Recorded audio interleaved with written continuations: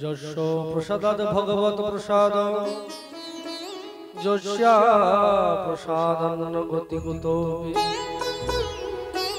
ধ্যায়ংস্তুবংস্তস্য যশস্ত্রী ছন্দং বন্দে গুরশ্রী চরণারবিন্দম আজানুলম্বিত ভুজ কনকাবদাত সংকীর্তনৈক পিতর কমলায়তাক্ষ বিশ্বম্ভরো দ্বিজবরো যুগধর্মপাল বন্দে জগৎ প্রিয়করো করুণাবতার নিগম কল্পতরর গলিতং ফলম শুকমুখাদমৃতং দ্রব সংযুতম পিবত ভাগবতম রসমালয়ং মুহুরহ রসিকা ভুবি ভাবুকা। হে কৃষ্ণ করুণা সিন্ধু দীনবন্ধু জগৎপতি গোপেশ গোপিকা কান্ত রাধাকান্ত নমস্তুতে। তপ্ত কাঞ্চন গৌরাঙ্গী রাধে বৃন্দাবনেশ্বরী বৃষভানুসুতে দেবী ত্বং নমামি হরিপ্রিয়ে। বৃন্দে ওই তুলসী দেবিয়া ওই প্রিয়া ওই কেশবস্য চ কৃষ্ণ ভক্তি প্রদে দেবী সত্যবত্তে নমো নমঃ। বাঞ্ছা কল্পতরুভ্যশ্চ কৃপা সিন্ধুভ্যেব চ পতিতানাং পাবনেভ্যো বৈষ্ণবেভ্যো নমো নমঃ। জয় রূপ সনাতন ভট্ট রঘুনাথ শ্রীজীব গোপাল ভট্ট দাস রঘুনাথ। এই ছয় গোসাইয়ের করি চরণ বন্দন যাহা হইতে বিঘ্ন নাশ হয় অভীষ্ট পূরণ। সব শ্রোতা বৈষ্ণবেরে করি নমস্কার সবে পদধূলি দেহ মস্তকে আমার। হরে কৃষ্ণ কৃষ্ণ কৃষ্ণ হরে হরে হরে রাম রাম রাম হরে হরে। নিতাই গৌর সীতানাথ প্রেমানন্দে নিতাই গৌর হরি হরি।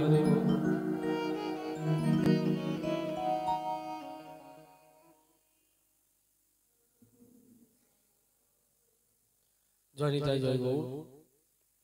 অপার করুণা নিকেতন স্বয়ং ভগবান কলিযুগ পাবন অবতারী শ্রীমন মহাপ্রভুর অশেষ অনুকম্পায় শ্রী অদ্বৈত সপ্তমী তিথি মাঘ মাসের শুক্ল পক্ষের সপ্তমী তিথি, যে তিথিতে গৌরানা ঠাকুর প্রভু সীতানাথ এই যুগের এই জগতের জীবের প্রতি কৃপা পরবশ হয়ে আবির্ভূত হয়েছেন, তার সেই পবিত্র তিথি কবিরাজ গোস্বামীর কথায় ঈশ্বরের জন্মতিথি যেহেন পবিত্র। সেই পবিত্র তিথি আজ, আর সেই উপলক্ষে আমাদের এই উৎসবের আয়োজন। তো গতকালকে আমরা পাঠের প্রারম্ভে প্রথম দিনে শ্রবণ করেছি কিভাবে শান্তিপূর্ণনাথ প্রভু সীতানাথ তিনি এই জগতে আবির্ভূত হয়েছেন।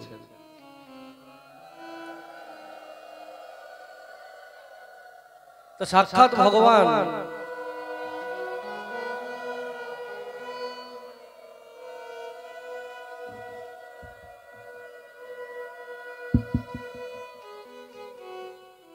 যখন এই জগতে আবির্ভূত হন, তার আবির্ভাবটাই হচ্ছে অলৌকিক, লৌকিক অলৌকিক, অর্থাৎ সাধারণের মতো নয়। আমাদের যেমন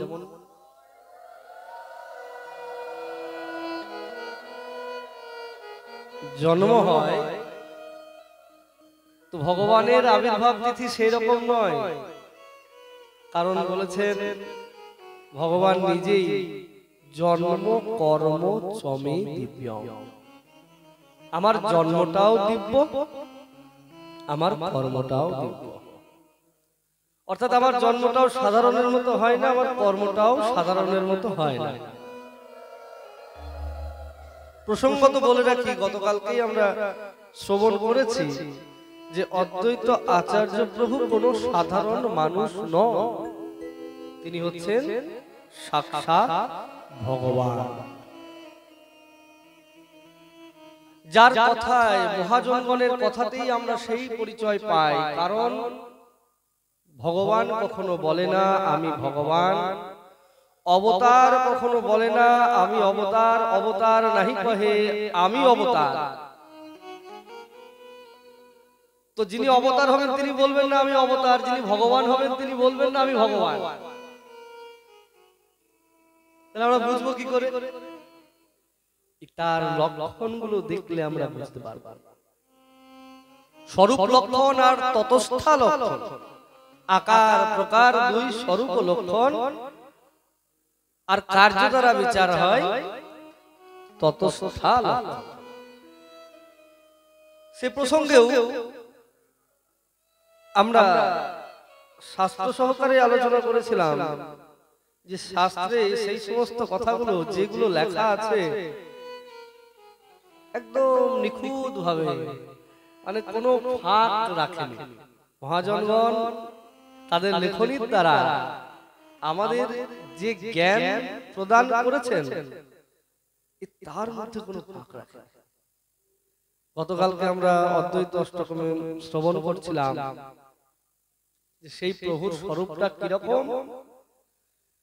এক প্রভু আর প্রভু দুইজন, সাক্ষাৎ মহাপ্রভু মহাপ্রভু, আর সঙ্গে দুইজন প্রভু আছেন পঞ্চতত্ত্বের মধ্যে। তারা কারা? এক নিত্যানন্দ প্রভু আর একজন অদ্বৈত প্রভু। এই তিনজনই হচ্ছে প্রভু তত্ত্ব। আর দুই সেবে দুই প্রভুর চরণ, আর দুইজন প্রভুদের চরণ সেবা করেন। তারা কারা? না, গদাধর পণ্ডিত আর শ্রীবাস পণ্ডিত, এনারা হচ্ছেন সেবক তত্ত্ব। তাহলে এখানে আমরা ভগবানের ভগবত্তা বুঝতে পারলাম। দ্বিতীয়ত ওই যে বললাম যে অবতার নাহি কহে আমি অবতার, অবতার কখনো বলবেন না আমি অবতার, ভগবান কখনো বলবেন না আমি ভগবান। তো আমরা বিচার করলে শাস্ত্রের লক্ষণ দ্বারা প্রকাশ তাদের গুণাবলী দেখলে আমরা বুঝতে পারি যে ইনি কোনো সাধারণ মানুষ নয়, ইনি সাক্ষাৎ ভগবান। কিরকম না, শ্লোকে বলছেন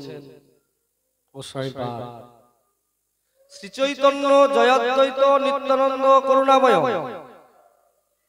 এক অঙ্গ ত্রিধা মূর্তি কৈশোরাদি সদাবর। তাহলে শ্রী চৈতন্য, চৈতন্য মহাপ্রভু, জয়াদ্বৈত অদ্বৈত আচার্য প্রভু আর নিত্যানন্দ প্রভু, এই তিনজন কে না এক অঙ্গ ত্রিধা মূর্তি। অঙ্গ একটা, এই তিনটে মূর্তি তিনটে ধারণ করেছেন, রূপ ধারণ করেছেন, একজন তিনজন ধারণ করেছেন। সেটা কিরকম না সেটাও বলে দিলেন, কৈশোরাদি সদাবর। অর্থাৎ ভগবৎ স্বরূপের একটা যে স্বরূপ লক্ষণ, তার মধ্যে আমরা দেখি চির কিশোর, নিত্য কিশোর। আজকে তো শান্তিপুরে মহা ধুমধামের সঙ্গে শ্রী অদ্বৈত আচার্যের আবির্ভাব তিথি উদযাপিত হচ্ছে যথাযথ মর্যাদায়। আমাদের মন্দিরের পাশেই দেখুন অদ্বৈত আচার্য আর সীতা ঠাকুরানীর ছবি আছে, চিত্রপট। তা আচার্য প্রভু চিত্রপট দেখুন তো, সেখানে কোনো দাড়ি গোপ আছে কিনা? নেই। কেন না, ভগবানের ভগবত্তার একটা অন্যতম লক্ষণ হচ্ছে, অনেক তো লক্ষণ আছে, তার মধ্যে দৈহিক লক্ষণের মধ্যে 32টা লক্ষণ থাকে। গোসাইবাদ পরিষ্কার বলেছেন 32 লক্ষণ মহাপুরুষ ভূষণ। জগতে যখন মহাপুরুষ অবতীর্ণ হয় তো তার মধ্যে 32টা লক্ষণ দেখতে পাওয়া যায়। তার মধ্যে একটা কি না, চির কিশোর স্বরূপ। মানে আমাদের দেখবেন এখন তো আগেকার দিনে এত ব্যবস্থা ছিল না, তো এখন তো শুধু শহরেই নয়, গ্রামে গ্রামে, গ্রাম বললে ভুল বলা হবে, গলিতে গলিতে সব বিউটি পার্লার খুঁজে পাবেন, তাই না? ওই কি চলে না? বলে হ্যাঁ খুব চলে। সবাই কিছু কিছু হতে না হলেই পার্লারে যেতে হবে, বিয়ে হোক, পৈতে হোক, জন্মদিন হোক, বলে প্রত্যেক দিন যেতে হবে। কেন? বয়সের ছাপ পড়ে যাচ্ছে, তাই না? চুলদারি সাদা হলে কালো করতে হবে, কালার লাগাতে হবে, আরো কত কি সব ব্যাপার, নখ পরিষ্কার, হ্যাঁ পা পরিষ্কার, হাত পরিষ্কার, মুখ পরিষ্কার। মূল কথা হচ্ছে নিজের সৌন্দর্যকে ধরে রাখা। কিন্তু ভগবানের কাছে এমন মেশিন লাগানো আছে, ওই তুমি যত পার্লারেই যাও আর যত মেকআপই করো, বয়স তোমার হবে, আটকানো যাবে। যতই চামড়া টান করানো হোক, চামড়ায় ভাঁজ পড়বে, চুল পাকবে, দাঁত ভাঙবে, হবে, একটাও আটকাতে পারবে না। কেন আটকাতে পারবো না? আমরা যে মানুষ, আমাদের সেই শক্তি নেই। পার্থক্যটা কোথায় বুঝুন? পার্থক্যটা কোথায়? এটাই হচ্ছে ভগবানের ভগবত্তা। বলে যখন জগতে সাক্ষাৎ ভগবান আসেন, ভগবানের বয়স হয় না। মানে জাগতিক বিচারে বয়স হবে, কিন্তু শারীরিক ভাবে বয়স হবে না। যদি আমরা কৃষ্ণচন্দ্রের জীবনী আলোচনা করি, তো সাধারণ নিয়মে যদিও ভগবান অজ, তার মৃত্যু হয় না, তবু জগতে তিনি যখন এসেছেন তার ইচ্ছায়, তিনি তার ইচ্ছায় লীলাবিলাস যতটুকু প্রয়োজন ততদিন করেন, আর করার পর তার লীলাকে তিনি সংবরণ করে নেন। তো মজাটা কোথায় জানো? তো সেই হিসাবেই যদি আমরা যাই, তাহলেও ভগবান শ্রী কৃষ্ণচন্দ্র এই জগতে ছিলেন 125 বৎসর। এখন তো 125 বছর টিকবে না, ধরো বাদ দিয়ে দাও। যদি 100 বছরই ধরো, 80 বছর ধরো, 50 বছর ধরো, আচ্ছা এটা 16 বছরের ছেলে আর একটা 50 বছরের মানুষ, দুজন দেখতে কি একরকম হবে? ওই ছেলেটাই 16 বছরে যেরকম দেখতে, 50 বছরে গিয়ে কি তার রূপটা ওই রকমই থাকবে না পরিবর্তন? কোনটা হবে বলো তো? পরিবর্তন। কিন্তু ভগবান যখন জগতে আবির্ভূত হন, ওই তার রূপের মধ্যে কোনো পরিবর্তন হয় না। নিত্য কিশোর স্বরূপ, সদা কিশোর মূর্তি, যৌবনে প্রবেশ করে না। কিশোর রূপ যখন থাকবে, তা কৈশোর অবস্থায় তো দাড়ি গোঁফ থাকে না, তো ভগবত তত্ত্ব যখন জগতে আবির্ভূত হন, ওই তখনও তাদের দাড়ি গোঁফ থাকে না। তাহলে অদ্বৈত আচার্য কে? উনি কোনো সাধারণ মানুষ নয়। শ্রী চৈতন্য জয়াদ্বৈত নিত্যানন্দ করুণাময় একং ত্রিধা মূর্তি কৈশোরাদি সদাবরম। তিনি জগতের ঈশ্বর, সাক্ষাৎ ভগবান গোবিন্দের থেকে তিনি অভিন্ন। তার থেকে বড় কথা, গতকাল আমরা শ্রবণ করেছি তার অলৌকিক তত্ত্ব। তিনি হচ্ছেন একদিকে মহাদেব, অন্যদিকে মহাবিষ্ণু, এই দুইয়ের মিলিত বিগ্রহ। এখানে একটা চমৎকার আসলে বিষয়টা কি জানেন? মানে একটা কথা বললেই তার সঙ্গে আরেকটা কথা মনে পড়ে যায়, কোনটা বাদ দিয়ে কোনটা বলবো, অন্যদিকে চলে যায় কথা। মানে আমাদের গৌর লীলার যে পরিপূর্ণতা, যে চমৎকারিত্ব, যে আস্বাদনের অনুভবের বিষয়, এটা অত সাধারণ ভাবে বিচার করলে বোঝা যায় না। কিরকম মজার জিনিস জানো? এই যে শুনছে আমরা ব্রজের যারা এরাই তারাই এরাই, কিন্তু একটি পার্থক্য আছে। পার্থক্যটা কোথায়? না ব্রজলীলায় কৃপার যে উৎকর্ষতা, লীলার যে চমৎকারিত্ব, তার থেকে আমার গৌর লীলায় তার উৎকর্ষতা, তার চমৎকারিত্ব অনেক বেশি। কি করে বোঝা যাবে? তার একটা লক্ষণ হচ্ছে যে ব্রজের দুই দুই পরিকর, গৌর লীলায় এক এক পরিকর। এটা আরেকটা জানার বিষয়। দেখো মহাপ্রভু তুমি হিসাব করো, মহাপ্রভুকে একা কৃষ্ণ, ব্রজেন্দ্র নন্দন যেই শচীসুত হলো সেই বলরাম হইল নিতাই, বৃন্দাবন দাস ঠাকুর বলেছেন।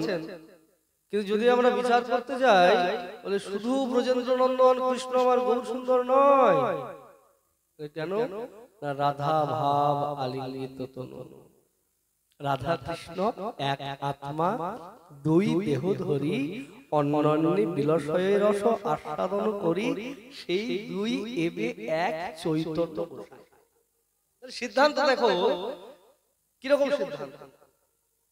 তাহলে গৌর সুন্দর কে না রাধা কৃষ্ণ মিলিত। তাহলে রাধা কৃষ্ণ কে?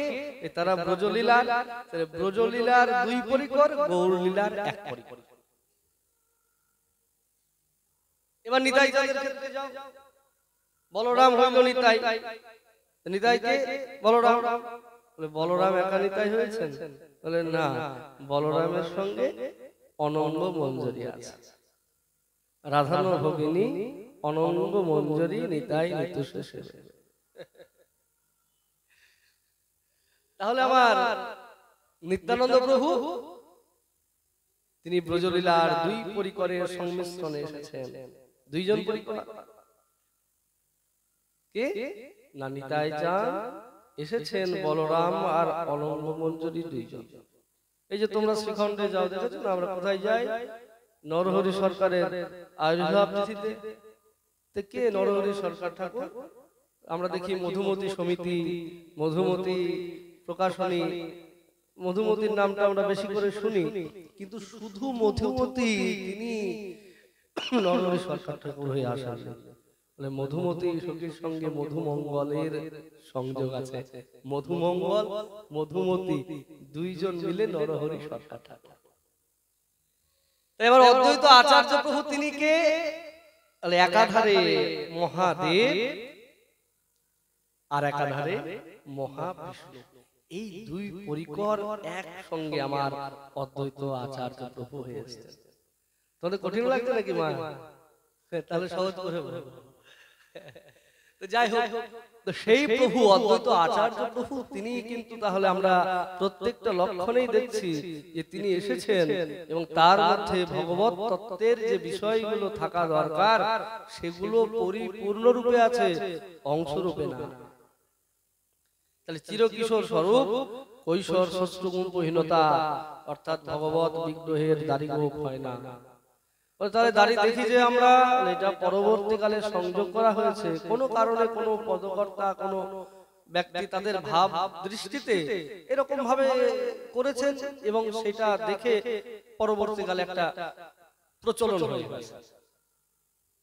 এমন একটা পদ পাওয়া যায় যে দাড়িতে দিয়া হাত নাচে শান্তিপুরনাথ, শান্তিপুরনাথ নাচছেন। আচার্য প্রভু তো মহাপ্রভুর সঙ্গে নৃত্য করতেন, তার তো সম্প্রদায় ছিল নিজস্ব। হ্যাঁ, তা প্রত্যেকে দেখবেন একটা নাচের ভঙ্গিমা থাকে, একটা স্টাইল বলি যেটাকে আমরা। তো প্রভুর সীতানাথের ভঙ্গিমাটা একটু আনন্দপূর্ণ, একটু অন্যরকম, সবার মতো নয়। তিনি কিরকম নৃত্য করতেন না, কথিত আছে তিনি থুতনির মধ্যে হাত দিয়ে খুব সুন্দর করে নৃত্য করতেন। একটা ভঙ্গিমা, কেউ হাত তুলে নাচে, কেউ কোমরে হাত দিয়ে নাচে, কেউ আবার বেঁকে বেঁকে নাচে।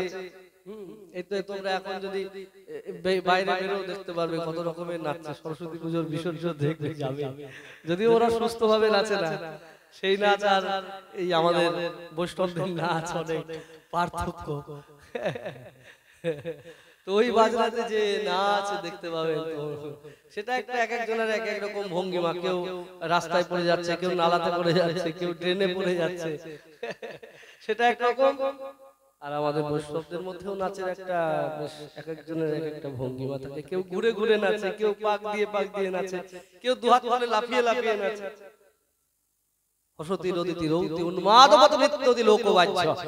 যখন কৃষ্ণ প্রেমে বিগলিত চিত্ত হয়ে নৃত্য করতে থাকে তখন আর লোকের দিকে জ্ঞান থাকে না যে লোকে কিরকম কি ভাবলো, কি এলো কি গেল, কোনো কিছু চিন্তা ভাবনা থাকে না। তো এইরকমই শান্তিপুরনাথ অদ্বৈত আচার্য প্রভুর নাচের একটা ভঙ্গিমা ছিল, তিনি থুতনিতে হাত দিয়ে নাচতেন। তো আমাদের কথার একটা শব্দের তো অনেক মানে হয়। তো দাড়ি শব্দে যেমন একটা অর্থে আমরা বুঝি যে দাড়ি গোপ, তেমনি আর একটা শব্দে দাড়ি শব্দে থুতনিকেও বোঝানো হয়। তো দাড়িতে হাত দেওয়া মানে দাড়িতে না, থুতনিতে হাত দেওয়াকেও দাড়িতে হাত দেওয়া বলা হয়। তো সেইভাবে উনি নাচতেন। তো ওইভাবে ভাবে বয়সও বেশি, মহাপ্রভুর থেকে 52 বছরের বড় ছিলেন হিসাব। ছিল আচার্য প্রভু, তিনি ওই ভঙ্গিমায় নৃত্য করছেন, সেখান থেকে এরকম প্রচলন একটা হয়ে গেছে ঠিকই, কিন্তু যদি আমরা শাস্ত্র বিচার করি তো কৈশোরাদি সদাবরম সর্বদা তিনি কিশোর স্বরূপে অবস্থান করছেন। যতদিন তিনি লীলাবিলাস করেছেন ততদিন এই রূপেই দেখা গেছে। আরো আশ্চর্যের বিষয় যে ভগবত বিগ্রহের, ভগবত তত্ত্বের আমরা আবির্ভাব দেখতে পাই, তিরোভাব দেখতে পাই না। কেন পাই না? প্রথম কথা, এই নিয়ে বিস্তর আলোচনা আমরা করতেই পারি, কিন্তু আমাদের মহাজনগণ যে পরম্পরায় আমরা শিক্ষালাভ করেছি তাদের চিন্তা ভাবনা, ধ্যান ধারণা অনুসারে এটা আমাদের স্মরণীয় বিষয় নয়, এটা আমাদের স্মরণীয় বিষয়। দ্বিতীয় বিষয় কি না, ভগবত তত্ত্ব যখন জগতে লীলাবিলাস করেন, লীলাবিলাস করার পর তিনি যখন এই জগৎ থেকে নিজের লীলাকে বিশ্রাম দেন, নিজেকে সংবরণ করে নেন, তখন কি হয়? তিনি তার শরীরের সঙ্গে জগৎ থেকে, কারণ ভগবত বিগ্রহ আর আমাদের মধ্যে এই একটা পার্থক্য আছে যে আমাদের দেহ আর আমি দুটো আলাদা বস্তু। আমাদের মধ্যে আমিকে তুমি খুঁজে দেখাতে পারবে না। কেন খুঁজে দেখাতে পারবে না? আমার দেহের মধ্যে কোন জায়গাটায় আমি আছি আমরা জানি না, খুঁজে পাই না। তার মধ্যে আমি আছে, কিন্তু সেই আমিটা দেহ থাকলেও সব সময় থাকে না। যতদিন প্রভুর ইচ্ছা ততদিন সেই চিৎ শক্তি, সেই আমিটা থাকবে। তারপর কি হয় বলে এই শরীর থেকে সেটা চলে যায়, তখন এই শরীরটার কোনো কাজ করে না। অর্থাৎ আমার দেহ আর আমি দুটো আলাদা জিনিস না, দুটো একই। তো এই আমি বলছি তোমরা কেউ উঠবে না, আমরা বলি না আমি বলছি তোমরা কেউ, তুমি বলার কে ভাই? তোমার মুখটা বলছে, তোমার কানটা শুনছে, তুমি শুনছো না। কেন? আমি তো শুনছি। কেন? যখন আমার মৃত্যু হয়ে যাবে তখন এই কানটাই থাকবে, এই মুখই থাকবে, এই চোখই থাকবে। তখন কি এই চোখে দেখা যাবে? যখন আমার মৃত্যু হয়ে যাবে এই চোখটা, বডিটা তো পড়ে থাকবে, থাকবে কি না? থাকবে তো। তখন এই চোখটা দেখতে পাবে? দেখতে পাবে না। এই কানটা শুনতে পাবে? পাবে না। এই মুখে কথা বলতে পারবে? পারবে না। ওই কেন আমি বলছি বললাম যে আগের দিনকে পরের দিন বলতে পারবো না কেন? আসল আমিটা চলে গেছে আমার থেকে, আর সেটা চলে গেছে বলে আমার ওই নকল আমিগুলো আর কাজ করবে না। তাহলে এর দ্বারা আমরা এটা বুঝতে পারি যে আমার দেহ আর আমি দুটো বস্তু আলাদা। আমি যে ভগবানের অংশ, মমই বাংশ জীবলোকে জীবভূত সনাতন মনঃষ্টানি ইন্দ্রিয়ানি প্রকৃতিস্থানি করসতি, ভগবান গীতায় বললেন। অর্থাৎ আমার দেহ আর আমি দুটো আলাদা আলাদা জিনিস। আর ভগবত বিগ্রহে কি হয় না, ভগবানের দেহ আর ভগবান ওই আমাদের মধ্যে দুটো আলাদা হয় না, ভগবানের দেহ আর ভগবান একই জিনিস। ভগবান যখন এই জগৎ থেকে চলে যান তো কি হয়? আমরা যখন চলে যাই আমাদের দেহটা পড়ে থাকে, থাকে কিনা? তখন আমরা বলো হরি হরি বল করে শ্মশানে নিয়ে যাই, আগুন মুড়িয়ে পোড়াই। আমাদের যেটা শাস্ত্রে বিধান আছে সেই অনুসারে আমাদের ক্রিয়াকর্ম হয়। কিন্তু ভগবত বিগ্রহে এটা হয় না। কিরকম হয় না? আমরা আরো দেখতে পাই, মহাপ্রভু তার পিতৃ শ্রাদ্ধ করেছিল, গয়ায় গেছিল। অদ্বৈত আচার্য প্রভুর ক্ষেত্রেও তাই দেখবো। তাহলে পিতৃশ্রাদ্ধ করেছিল, তারা গয়ায় গিয়ে পিণ্ডদান করেছিল, তার মানে তাদের বাবা মায়ের মৃত্যু হয়েছে। হয়েছে কি হয়নি? তাদের কেন ক্রিয়া হয়? অদ্বৈত আচার্য প্রভুর যে পুত্রগণ ছিলেন, হ্যাঁ, তাদের মধ্যে অনেকগুলো পুত্র, অচ্যুতানন্দ প্রধান, আমাদের ধারা বলরাম মিশ্রের ধারা, তারা পিতৃশ্রাদ্ধ করেছিলেন। এরকম তো তাহলে নিশ্চয়ই যদি হতো শ্রাদ্ধ, তাহলে গ্রন্থে লেখা থাকতো কিনা? থাকতো কিনা? কারণ গ্রন্থকাররা এতটাই বোকা নয়, যদি গ্রন্থকারগণ যে এই সব সম্পর্কে জানতো না, আমরা যদি একটা অলৌকিক একটা কথা বলে দিই, একটা সাধারণ কথা বলে দিলাম যে হয়তো তখন জানতো না বা বুঝতো না, তাই যদি হবে তার বাবা যখন মারা গেছে তখন তিনি শ্রাদ্ধ করলেন কেন? তাহলে এই বিষয়টা ছিল না তা নয়। যদি ছিল তার ক্ষেত্রে কেন হলো না? কেন হলো না? এর উত্তর কি? এটা পুরো লজিক, একদম হিসাব মিলে যাচ্ছে। তার কারণ এটাই, তিনি সাক্ষাৎ ভগবান। ভগবান যখন জগৎ থেকে চলে যান তখন তিনি সশরীরে চলে যান, তার দেহ বলে আলাদা কিছু থাকে না। চৈতন্য মহাপ্রভু কি, সীতানাথ অদ্বৈত আচার্য প্রভু কি, এই হচ্ছে অদ্বৈত আচার্যের তত্ত্ব। কি আশ্চর্য!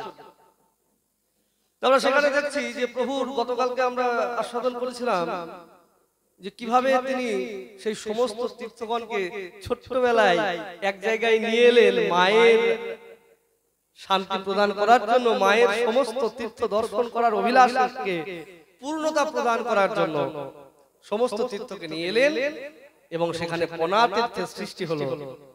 গতকালকে আমরা শুনেছি।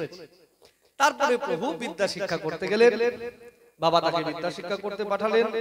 অল্প দিনের মধ্যেই খুব শিক্ষায় অত্যন্ত পারদর্শী হয়েছে। এত সুন্দর তার মেধা, তার পড়ার সাথে সাথেই তার মধ্যে সেগুলো সব মুখস্থ হয়ে যায়। যেহেতু রাজা দিব্যসিংহের দরবারে কুবের আচার্য ছিলেন, আর রাজা দিব্যসিংহের যে পুত্র সন্তান সেও কমলাক্ষের সমসাময়িক, প্রথম নাম ছিল তার কমলাক্ষ। আমরা গতকালকে দেখেছি কিভাবে তার নামকরণ হলেন। তো কমলাক্ষকে আর রাজপুত্রকে একই সঙ্গে পড়তে পাঠানো হলো গুরুগৃহে। তা রাজার ছেলে আর কমলাক্ষ দুইজনেই একসঙ্গে পড়তে যান, কিন্তু এমন বিচক্ষণতা আচার্য প্রভুর, অদ্বৈত আচার্য প্রভুর, সেই বিচক্ষণতা, সেই মেধা, সেই ধীশক্তি রাজপুত্রের নেই, সেই শক্তি রাজপুত্রের নেই। এদিকে দুইজনে মিলে পড়তে গেছেন, আর পড়তে গিয়ে সেখানে দেখছেন যে একটা দুজনে মিলে একটা মণ্ডপের মধ্যে উপস্থিত হয়েছেন, আর সেই মণ্ডপে একটা মা কালীর প্রতিমা রয়েছে। মা কালীর প্রতিমা দেখেই রাজপুত্র মাকে প্রণাম করেছেন, আর কমলাক্ষ হাত জোর করে দাঁড়িয়ে আছে। রাজপুত্র বলছেন, কমলাক্ষ, আরে তুমি এমন ভাবে আছো, প্রণাম করো। উনি কথা বলছেন না, আবার বলছেন, আরে প্রণাম করো। রাজার ছেলে একটু কথার মধ্যে একটু জোর থাকে, একবার দুবার বলেছে, শুনছেন না, জোর দিয়ে বলছেন, এই কমলাক্ষ, তোমাকে বলছিলাম আগে প্রণাম করো। সঙ্গে সঙ্গে প্রভু আমার হুঙ্কার করেছে। প্রভু তো হুঙ্কার করার স্বভাব, আর সেই স্বভাবটা কখন? ওই ছোটবেলা থেকে। তার জন্য গ্রন্থকার যখন অষ্টক লিখছেন, রচনা করছেন, তার স্তুতিতেই প্রথমেই বলছেন, হুঙ্কার গর্জনাদি অহরাত্র সদ্গুণম হা কৃষ্ণ রাধিকানাথ প্রার্থনাদি ভাবনম ধূপ দীপ কস্তুরী চ চন্দনাদি লেপনম সীতানাথ অদ্বৈত চরণারবিন্দ ভাজনম। তাহলে হুঙ্কার গর্জনা, প্রভু আমার সব সময় হুঙ্কার করে। যখন গৌর সুন্দরকে জগতে আনবেন তখনও তিনি হুঙ্কার করতে ছাড়েননি, একবারে হুঙ্কার ছাড়ছেন, শোনো শোনো জগতের জীব, আমি তোমাদেরকে বলছি, তোমাদের দুঃখের দিন আমি শেষ করবই, আর তার জন্য যা করা উচিত আমি তাই করব। তার জন্য যদি প্রয়োজন হয় সাক্ষাৎ গোলকপতিকে গোলক থেকে আমি ভূলোকে নামিয়ে আনবো, এই তোমাদের আমি বাক্য, আমি কথা দিচ্ছি। আর তারপরেও শোনো, তোমরা যদি তারপরেও নিশ্চিন্ত না হতে পারো, আর প্রভু যদি না আসেন, তাহলে কি করব জানো? আমি বলে কি, আমি চারটে হাত প্রকাশ করব, আর চারটে হাত প্রকাশ করে পাষণ্ডীদের মাথা আমি কেটে দেবো, পাষণ্ডীদেরকে আমি বিনাশ করব, আর বিনাশ করে আমি ধর্মে স্থাপন করব। ধর্ম সংস্থাপনার্থায় সম্ভবামি যুগে যুগে। তাই প্রভুকে আমি আনাবো, জগতের দৃষ্টিগোচর করাবো, আর তারপরেও তিনি যদি না আসেন আমি নিজেই চারটে হাত প্রকাশ করব আর প্রকাশ করে স্থাপন করব আমার প্রভুকে। আমি সমস্ত বিদর্মীদের মাথা কেটে ফেলবো। তবু আমার হুঙ্কার করেছে, সর্বদাই তিনি হুঙ্কার করেছেন। আর এমন হুঙ্কার করেছেন, আমার আচার্য প্রভু তো আর সাধারণ কেউ নয়। ওই হুঙ্কার করতেই, গর্জন করতেই বলে হুঙ্কারের আওয়াজে রাজপুত্র অচৈতন্য হয়ে গেছে। যা, আর কোনো জ্ঞান নাই। এবার কি হবে? এবার কি হবে? ভগবানের লীলাটা এমন একটা জিনিস, কিরকম ঐশ্বর্য আর মাধুর্যের মিশ্রণ। ঐশ্বর্য আর মাধুর্যের মিশ্রণ বলতে কিরকম? তিনি তো সাক্ষাৎ ভগবান, তো ভগবানের ভগবত্তা শক্তি, ঐশ্বর্য শক্তি সেটা তো আছেই। তাহলে সেটা কি হয়? তাহলে মাঝে মাঝে প্রকাশিত হয়। কিন্তু সব সময় ঈশ্বরীয় ভাব থাকলে লীলা করা যাবে না। মাধুর্য ছাড়া তো লীলা হবে না। তার জন্য প্রভু কি করেন? নিজের ঐশ্বর্যটাকে মাধুর্যের দ্বারা ঢেকে দেন, আবার বাল্য সুলভ আচরণ।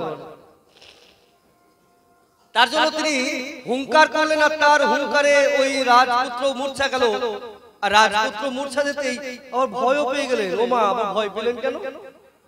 এখন যে বাল্যলীলা করছেন না প্রভু, তার জন্য ভয় পেয়ে একটা উইয়ের ঢিবি ছিল ওই লাউড গ্রামে, উইয়ের ঢিবি, ওই ঢিবির মধ্যে গিয়ে চুপ করে লুকিয়ে আছে। এদিকে রাজার সৈন্যরা খবর পেয়েছেন যে কি ব্যাপার, রাজপুত্র অচৈতন্য হয়ে গেছে, রাজপুত্রের কোনো জ্ঞান নাই। হায় হায় হায়, কি হলো? রাজামশাই, রাজামশাই, ভয়ঙ্কর সর্বনাশ হয়ে গেছে। কি হয়েছে? বলে আপনার পুত্র কোনো জ্ঞান নাই, মারা গেল নাকি কি জানি। হ্যাঁ, এরকম ঘটনা নাকি? চলো চলো দেখি দেখি দেখি। সঙ্গে সঙ্গে রাজা একবার সৈন্যবাহিনী নিয়ে, দল বল নিয়ে ছুটতে ছুটতে আসছেন। কি হয়েছে, কি হয়েছে, কি হয়েছে? আচার্য প্রভুর কাছে, আচার্য প্রভুর পিতা প্রভু কুবের আচার্য, তার কানে গিয়ে খবর গেল যে কমলাক্ষের হুঙ্কারে রাজপুত্র মারা গেছে। হায় হায় হায়, এবার কি হবে? এ কি অঘটন ঘটে গেল? হায় হায় হায়, ছুটতে ছুটতে চলে এসেছেন কুবের আচার্য। সবাই চিন্তিত, বিস্মিত, বারবার ডাকছেন, আরে পুত্র ওঠো, তুমি আওয়াজ দাও, পুত্র ওঠো, ওঠো, ওঠো, ওঠো, ওঠো। কোনো আওয়াজ নাই। কি হলো? কে কাজ করলো? কে কে করলো? পাশে একজন দাঁড়িয়ে ছিল, তিনি বললেন কমলাক্ষ এই কাজ করেছে। কমলাক্ষ এমন হুঙ্কার করেছেন, গর্জন করেছেন, যাতে আপনার সন্তান মরে যায়। কমলাক্ষ কোথায় গেল? ধরে নিয়ে এসো তাকে। যেই মাত্র রাজা আদেশ করেছে ধরে নিয়ে এসো তাকে, এক্ষুনি শাস্তি দেব, এমন সময় আস্তে আস্তে ছোট্ট কমলাক্ষ বেরিয়েছেন। রাজামশাই, রাজামশাই, আপনি চিন্তা করবেন না, আমি দেখছি কি হয়েছে। কমলাক্ষ, তুমি একই কাজ করলে, তুমি আমার সন্তানকে মেরে দিলে। হায় হায় হায়, তুমি একই কাজ করলে। কমলাক্ষ এসে বলে, না রাজামশাই, আপনার সন্তানের কিচ্ছু হবে না, আপনি একটুখানি অপেক্ষা করুন, আমি দেখছি। বলে ছুটে গেলেন, আর ছুটতে গিয়ে ওই বিষ্ণু পাদদক নারায়ণের চরণামৃত আনলেন, আর চরণামৃত এনে ওই সন্তানের কাছে দিয়ে দিলেন। আর যেই মাত্র চরণামৃত প্রদান করলেন, বলে সেই ছেলে আবার জীবিত হয়ে গেল, আর জীবিত হয়ে কথা বলতে শুরু করলেন। আর যেই মাত্র কথা বলতে শুরু করলেন, রাজার খুব আনন্দ। সঙ্গে সঙ্গে কমলাক্ষকে বুকে জড়িয়ে ধরলেন, রাজপুত্রকে বুকে জড়িয়ে ধরলেন। তাদের বিরহ, দুঃখ, যন্ত্রণা সব মুহূর্তের মধ্যে চলে চলে। ভগবানের চরণামৃতের কত শক্তি দেখছেন। আমরা তো অনুভব করি না, আমরা কত চরণামৃত খেলাম আর কত জায়গায় গেলাম, তাই না? কত, এই তো সামনে এখন মেলা হচ্ছে, তার আগে একটা মেলা হয়ে গেল, আবার ধরো কত রকমের উৎসব, প্রতিদিনই তো শুনছি এখানে উৎসব, ওখানে উৎসব। আর এখন ভক্তবৃন্দ উৎসবে বেশ ভালোই যায়।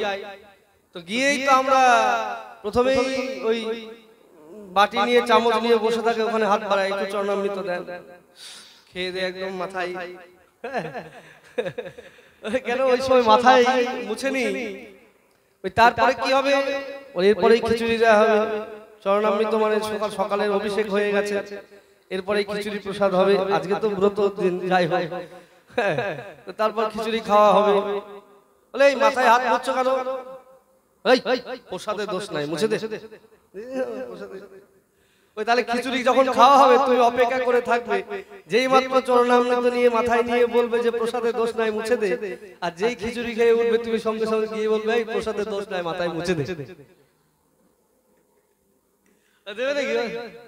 হ্যাঁ, তখন তো দেবে না। কেন দেবে না? বাবা এটা হয়ে যাবে, এটা হয়ে যাবে, মানে একটু আগে এটা হলো না।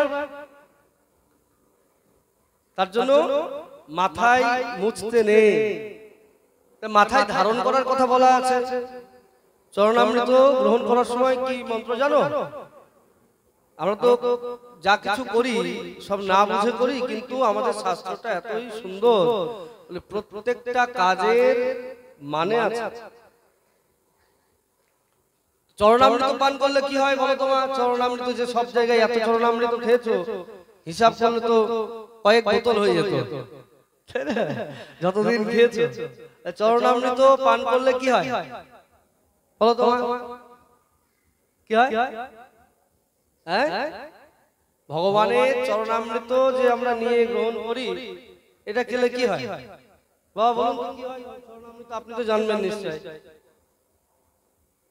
চরণামৃত পান করলে কি হয়? শাস্ত্রে বললেন অকাল মৃত্যু হরণং। কত সুন্দর দেখো, যে চরণামৃত পান করে তার কি হয়? বলে অকাল মৃত্যু হয় না, অ্যাক্সিডেন্টে মরবে না, হ্যাঁ, অপমৃত্যু মরবে না, অপঘাতে মরবে না, সর্বব্যাধি বিনাশ, সমস্ত ব্যাধি দূর হয়ে যায়।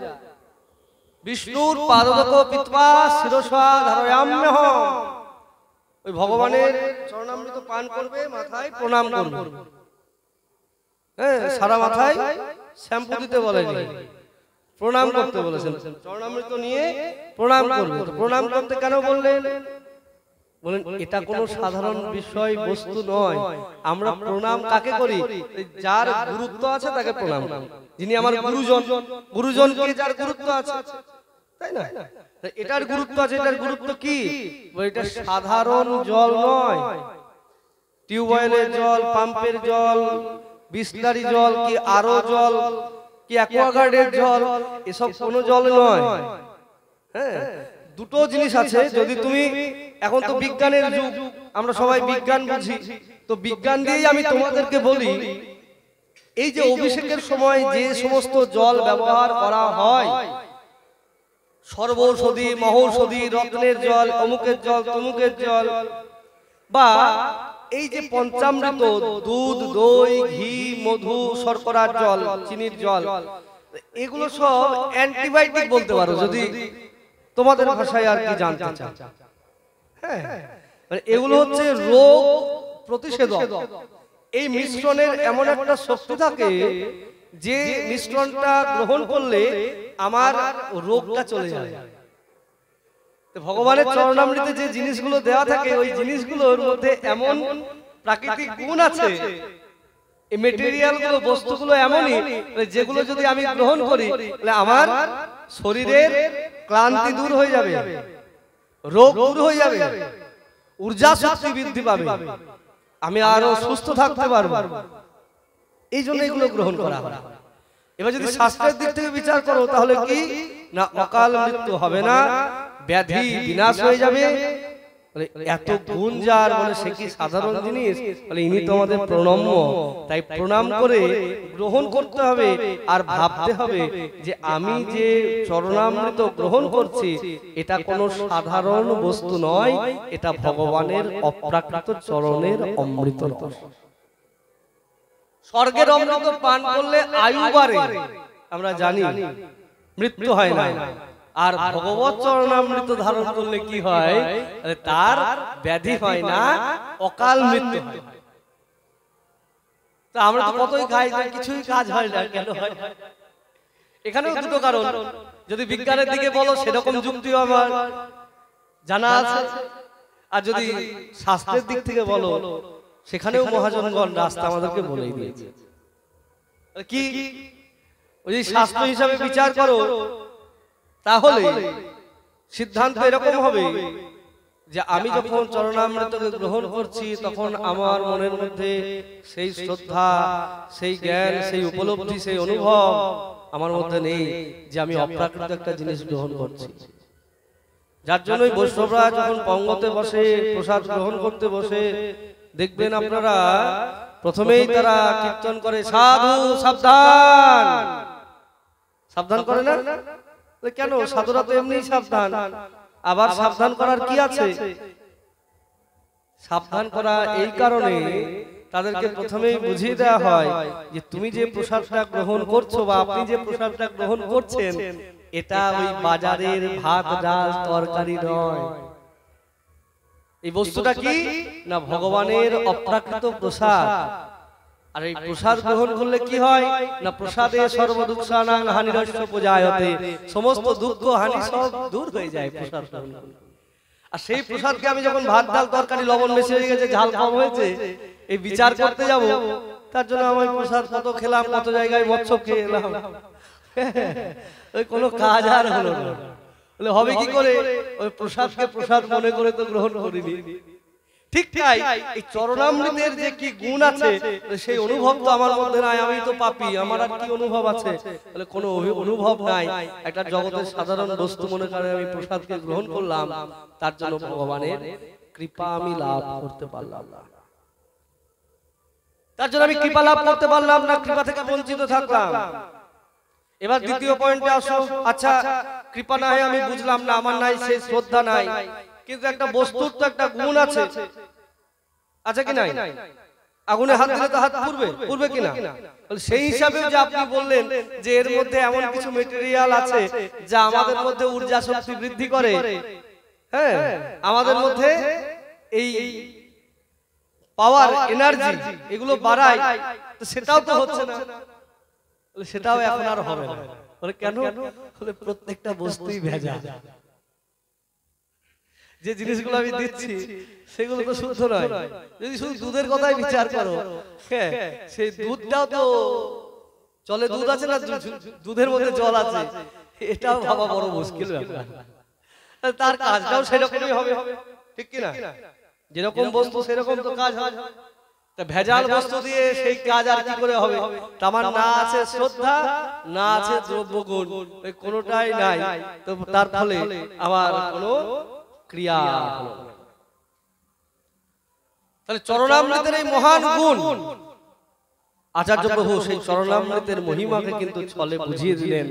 জগৎ জীবকে নিজে চরণামৃত ব্যবহার করলেন, আর ব্যবহার করে জগতের জীবকে শিখিয়ে গেলেন যে দেখো ভগবত চরণামৃতের শক্তিটা কতটা।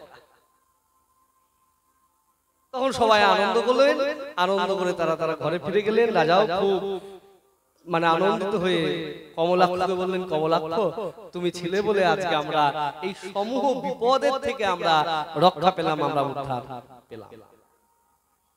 দেখতে দেখতে কমলাক্ষ আর একটু বড় হলেন, আর একটু বড় হতেই কুবেরাচার্য কমলাক্ষের উপনয়নের ব্যবস্থা করলেন।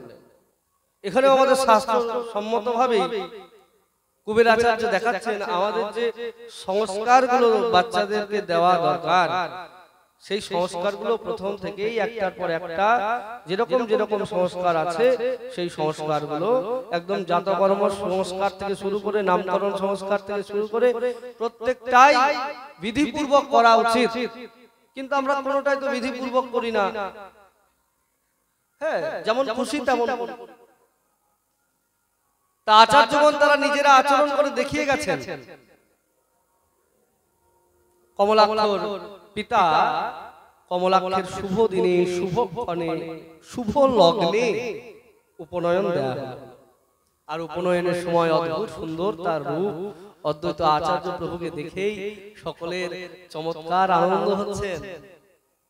তারপরেই তিনি পিতামাতাকে প্রণাম করলেন এবং সাহিত্য বিধান, অলঙ্কার, জ্যোতিষাদির পাঠ নিতে লাগলেন।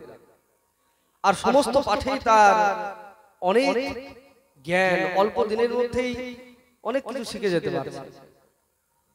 কয়েকদিনের মধ্যেই গ্রামের মধ্যে একটা পুজো হচ্ছে, আর সেই পুজোতে অনেক লোকজনের ভিড় হচ্ছে, সবাই যাওয়া আসা করছেন। কমলাক্ষ গেছেন, কুবেরাচার্য গেছেন, রাজামশাই গেছেন, সবাই দেবীর পুজো হচ্ছে। আর সেখানে গিয়ে সবাই খুব ধুমধাম করে মায়ের পুজো দিচ্ছেন, মাকে প্রণাম করছেন, মাকে শ্রদ্ধা করছেন। কমলাক্ষ গিয়ে চুপচাপ দাঁড়িয়ে আছে। তা কবিরাচার্য বলছেন, আরে বাবা, দেবীকে প্রণাম করো, দেবীকে প্রণাম করো। চুপচাপ দাঁড়িয়ে আছে, কিছু বলেন না। মহারাজ এসে বলছেন, আরে আরে কমলাক্ষ, আরে তুমি দাঁড়িয়ে আছো এখনো মাকে প্রণাম করছো না? প্রণাম প্রণাম। উনি কিছু বলছেন না, চুপচাপ দাঁড়িয়ে আছে। রাজামশাই বলছেন, তারপরেও দাঁড়িয়ে আছেন। অদ্বৈত আচার্য প্রভুর পিতা কবির পণ্ডিতের এবার একটু কেমন ইতস্তত লাগছে। তিনি ইতস্তত করে এগিয়ে এলেন, আর এগিয়ে এসে রাজামশাইয়ের সামনে কমলাক্ষকে বলছেন, কমলাক্ষ দেখো, মাকে প্রণাম করতে হয়, তুমি প্রণাম। সঙ্গে সঙ্গে কমলাক্ষ হেসেছেন, হেসে বলছেন, বাবা আমাদের শাস্ত্রে বলেছেন যে ইষ্ট নিষ্ঠা এক জায়গায় থাকা উচিত। শ্রীনাথ থেকে জানকীনাথে চাবেদ পরমাত্মনি তথাপি মম সর্বস্বং রাম কমল লোচন। হনুমান বলেছিলেন শ্রীনাথ আর জানকীনাথ, শ্রী মানে লক্ষ্মী, লক্ষ্মীপতি নারায়ণ, আর জানকী কার নাম? সীতা। জানকীনাথকে, জানকীর পতি রামচন্দ্র। তাহলে নারায়ণ আর রাম এরা কিন্তু আলাদা নয়, একই, এরা একই। কিন্তু রাম বললে আমার যে আনন্দ হয়, নারায়ণ বললে আমার সে আনন্দ হয় না। এটা কাউকে ছোট করা নয়, কাউকে বড় করা নয়, এর নাম হচ্ছে ইষ্ট নিষ্ঠা। ইষ্টের আরাধনায় যখন সে উন্নত শিখরে আরোহণ করবে, সেই ইষ্ট ছাড়া আর কিছু দেখতে পাবে না। সে তার ইষ্টকে স্মরণেই একমাত্র দিন নির্বাপন করবে। আর সেই ব্যক্তির জন্য শাস্ত্রকারগণ বললেন, যথা তরুণমূল নিশচিনেন তৃপ্তন্তি তৎস্কন্দ ভুজ পোশাখা প্রাণ উপহারাচ্য যতেন্দ্রিয়ানাং। শোনো, যেমন একটা গাছে মূল থাকে, কাণ্ড থাকে, শাখা থাকে, প্রশাখা থাকে, পাতা থাকে, ফল থাকে, ফুল থাকে। তাহলে মূল, কাণ্ড, শাখা, প্রশাখা, পাতা, ফল, ফুল, এতগুলো অংশ থাকে। আর প্রত্যেকটা অংশই একসঙ্গে আস্তে আস্তে আস্তে আস্তে বড় হতে থাকে। এতগুলো জিনিস বড় হওয়ার জন্য কি আমরা আলাদা আলাদা করে 7 রকম জিনিস বড় হচ্ছে, 7 রকমের জল দিই 7 জায়গায়? ফুলের জন্য এইখানটায় দিই, ফলের জন্য এইখানটায় দিই, কাণ্ডের জন্য এইখানটায় দিই, ডালের জন্য এইখানটায় দিই, শাখার জন্য এইখানটায় দিই, এরকম দিই। জলটা কোন জায়গায় দাও? কোন জায়গায় দাও? গাছের গোড়ায়। গাছের গোড়ায় জল দিলে কি হয়? তৃপ্তন্তি তৎস্কন্দ ভুজ পোশাখা। তাহলে কাণ্ডও বাড়বে, ডালও বাড়বে, ফলও বাড়বে, ফুলও বাড়বে, সব বাড়বে। যেমন গাছের গোড়ায় জল দিলে গাছটা সম্পূর্ণরূপে বড় হয়, ঠিক সেই রকম এক গোবিন্দের চরণে যদি কারো নিষ্ঠা থাকে, যার ভক্তি থাকে, যার রতি থাকে, যার প্রেম থাকে, যার ভালোবাসা থাকে, যার ভক্তি থাকে, সে যদি আর কোনো কিছু আরাধনা না করে, তাতে কোনো দোষ থাকতে পারে না। এইসব অদ্ভুত অদ্ভুত যুক্তি দিচ্ছে ওইটুকু বাচ্চা ছেলে। ওমা, এইসব কোথায় থেকে শিখলো? কুবের আচার্য অবাক হয়ে যাচ্ছে এই কথাবার্তা শুনে। ও মা, এগুলো কি বলে? তখন কুবের আচার্য কি বলছেন, যে শোনো বাবা, তোমাকে বলি, তুমি যে ইষ্টের কথা বলছো, যে তুমি বিষ্ণু ভক্ত, কৃষ্ণ উপাসক, কৃষ্ণের চরণে তোমার নিষ্ঠা, আরে কৃষ্ণেরই এরা সব অংশ, এরা কেউ আলাদা নয়। ভগবান কৃষ্ণের থেকেই এরা এসেছেন। আর ভগবান বলেছেন, যে যথা মাং প্রপদ্যন্তে তাং তথৈব ভজাম্যহম, আমাকে যে যেভাবে ভজনা করে আমি তাকে সেইভাবে ভজনা করি। তাই তুমি যার উপাসনাই করো না কেন, সেই মূলে গিয়ে গোবিন্দের উপাসনাই করা হবে। তাই এই ভগবানের অংশ এরা, এদেরকেও সম্মান করতে হয়। বলছে বাবা, তাই যদি সম্মান করতে হয়, মানে বাপ বেটাই তর্ক লেগেছে।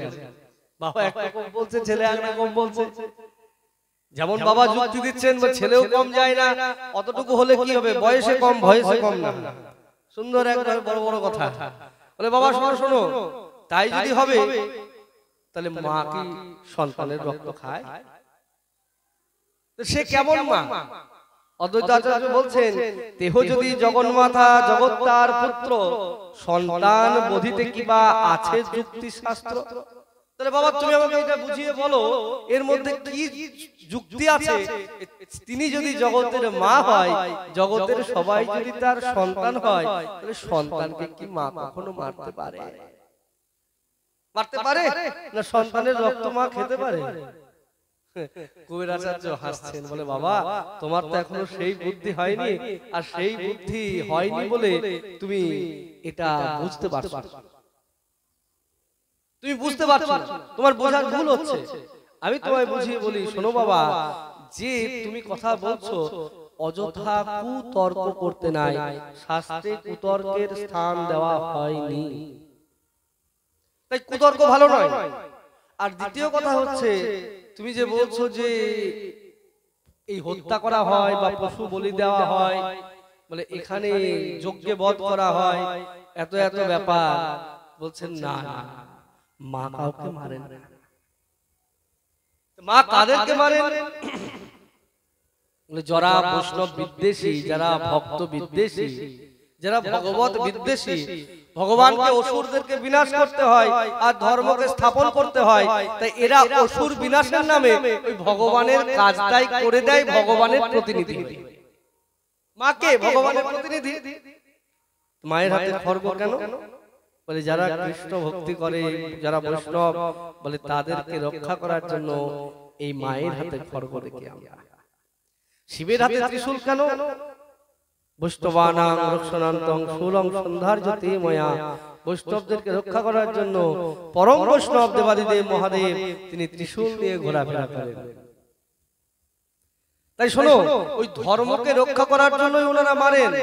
আর যে পশুবধের কথা বলছো, যজ্ঞে যে পশু বলির কথা বলছো, বলে যজ্ঞে সেইগুলোকেই সমর্পণ করা হয় যেগুলো আর খাটতে পারবে না, বয়স হয়ে গেছে, যারা চলতে পারবে না।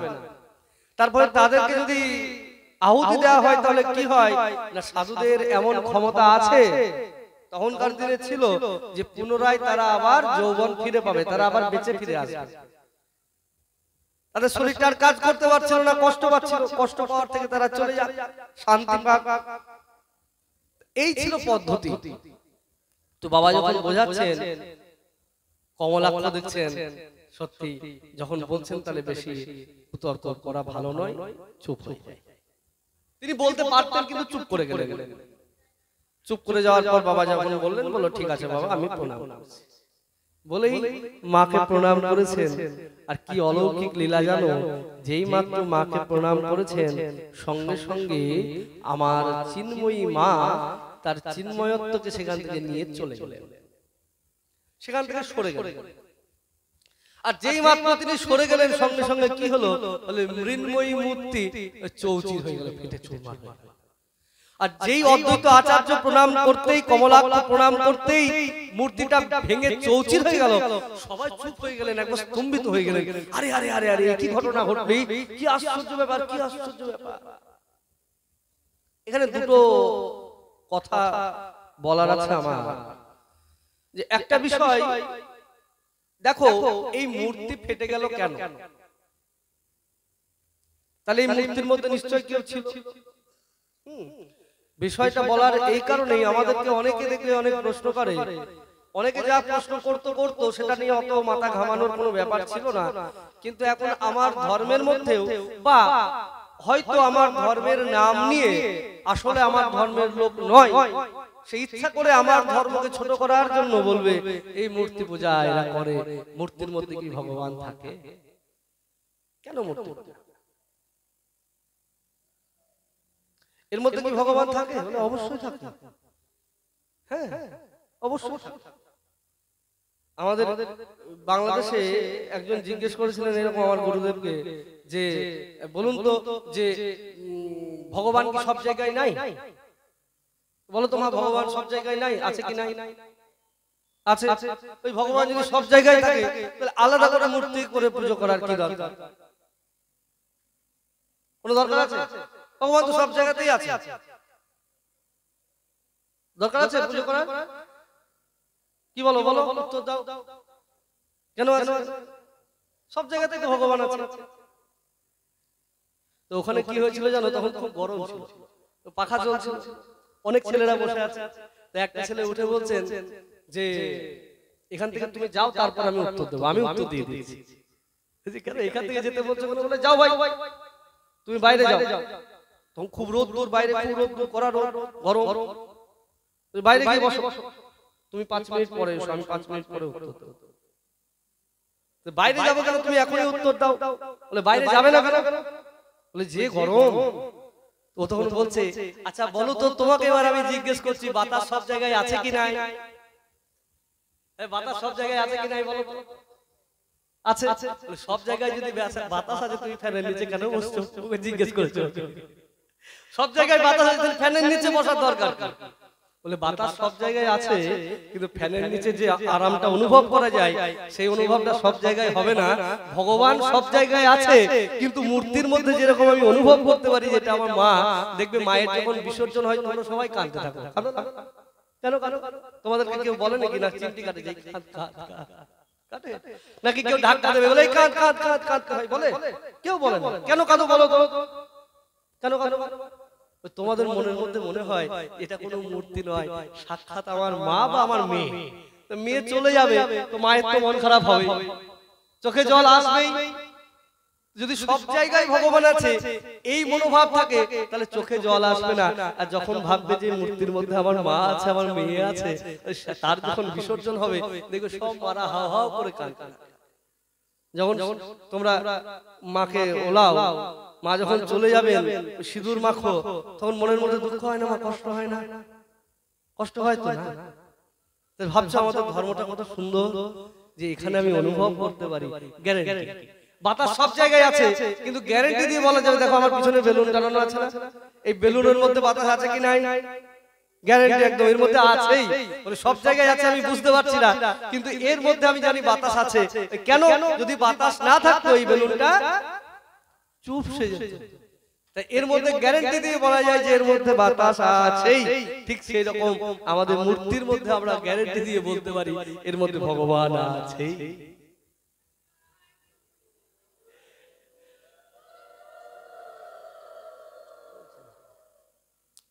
সবাই সরে সরে এগিয়ে এগিয়ে বসবেন। এই হচ্ছে আমাদের সনাতন ধর্ম। আমাদের জানতে হবে, আমাদের বুঝতে হবে, আমাদের অনুভব করতে হবে। আর যত আমরা অনুভব করব তত আনন্দ করব। ওই একটু গান চালালাম, নেচে নিলাম, এই গান চালিয়ে নাচলে পুজোর অনুভব হবে না। পূজাটা কি কেন করব সেটা বোঝো, সেটা জানো, সেটা আলোচনা করো। নিজেরা না জানো, যারা জানে তাদের কাছে জিজ্ঞেস করো। তাহলে অদ্বৈত আচার্য প্রভু এর দ্বারা আমাদেরকে একটা সিদ্ধান্ত, দৃষ্টান্ত দেখিয়ে গেলেন যে মায়ের মধ্যে সাক্ষাৎ মা থাকে। মা বাইরে বেরিয়ে গেছেন, নিজের প্রভুর সামনে দাঁড়াতে পারে না, নিজের প্রভুর প্রণাম নিতে পারে না, তার জন্য মা চলে গেছেন আর ওই মূর্তিটা ভেঙে চৌচির হয়ে গেল। দেখেছো না, যখন দিগ্বিজয়ী পণ্ডিত নবদ্বীপে এসেছিলেন, নিমাই পণ্ডিতের সঙ্গে তর্কযুদ্ধ হয়েছে। যার জিহ্বায় সরস্বতী বসে থাকে, বিদ্যা বাচস্পতি যিনি, সরস্বতী যার জিহ্বায় অধিষ্ঠান, সেই কেশব কাশ্মীরি মহাপ্রভুর কাছে আর কথা বলতে পারছে না। হেরে গেলেন, পরাজিত হয়ে গেলেন। আর পরাজিত হওয়ার পরেই মনে মনে ভাবছেন যে আমি আমার মাকে জিজ্ঞেস করবো রাতের বেলায় যে শিশুর দ্বারে আমার পরাজয় হয়ে গেল, একটা বাচ্চা ছেলের কাছে আমি হেরে গেলাম, আমি কেন হারলাম, এটা আমাকে জানতেই হবে। মনের মধ্যে তখনও সেই অহংকার কুমেরু সদৃশ্য। মায়ের ধ্যান করছে আর মা সাক্ষাৎ এসে বলছেন, আরে কি কথা বলো, কার সামনে কথা বলতে বলেছো তুমি আমায় জানো? তিনি আমার স্বামী, স্বামীর সামনে কথা বলবো অত সাহস আমার নাই, তাই তো লজ্জা পেয়েছি, লজ্জা পেয়ে আমি চুপ করেছিলাম। ঠিক তেমনি সীতানাথ অদ্বৈত আচার্য কোনো সাধারণ মানুষ নয়, তিনি ঈশ্বর, তিনি সাক্ষাৎ ঈশ্বর। আর তিনি যখন প্রণাম করতে যাচ্ছেন, আমার মা প্রণাম নিতে পারছেন না, তাই কি করলেন, মা সরে গেলেন সেখান থেকে। আর মা সরে যেতেই সেই মূর্তিটা ভেঙে চৌচির হয়ে গেল। এই হচ্ছে অদ্বৈত তত্ত্ব। সবাই ভয় পেয়ে গেলেন, কি হলো কি হলো, সবাই নিয়ে চলে গেলেন। তখন সেখান থেকে অদ্বৈত আচার্য বাড়ি চলে এলেন। আর বাড়ি চলে এসে তখন তিনি আমার প্রভুর ধ্যান করতে লাগলেন। কমলাকে পড়তে দেওয়া হলো। তখন সেখান থেকে তিনি শান্তিপুরে চলে গেলেন। ওই বাংলাদেশ থেকে চলে এলেন শান্তিপুরে। বাড়িতে বলে আসেননি, শান্তিপুরে এসে স্বরদর্শন শিক্ষা গ্রহণ করতে লাগলেন।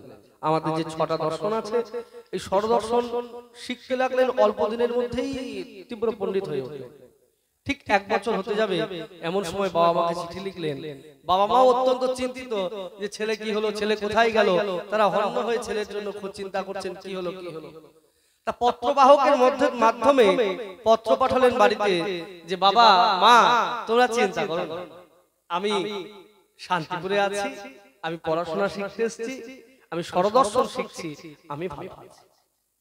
যেই মাত্র শুনলেন যে ছেলে আমার শান্তিপুরে আছে, ছেলেকে ছেড়ে আর বাবা মা থাকতে পারে? সেখান থেকে সুদূর লাউল প্রদেশ থেকে তারা চলে এলেন আর শান্তিপুরে সেই আচার্যকে দেখে তারা আনন্দ পেলেন। তুমি এখানে আছো পুত্র, আমরা কত দুঃখ পেয়েছি তোমার জন্য। বাবা মাকে প্রণাম করলেন, বাবা মা ছেলেকে কোলে নিলেন, অত্যন্ত স্নেহ যত্ন আদর করলেন।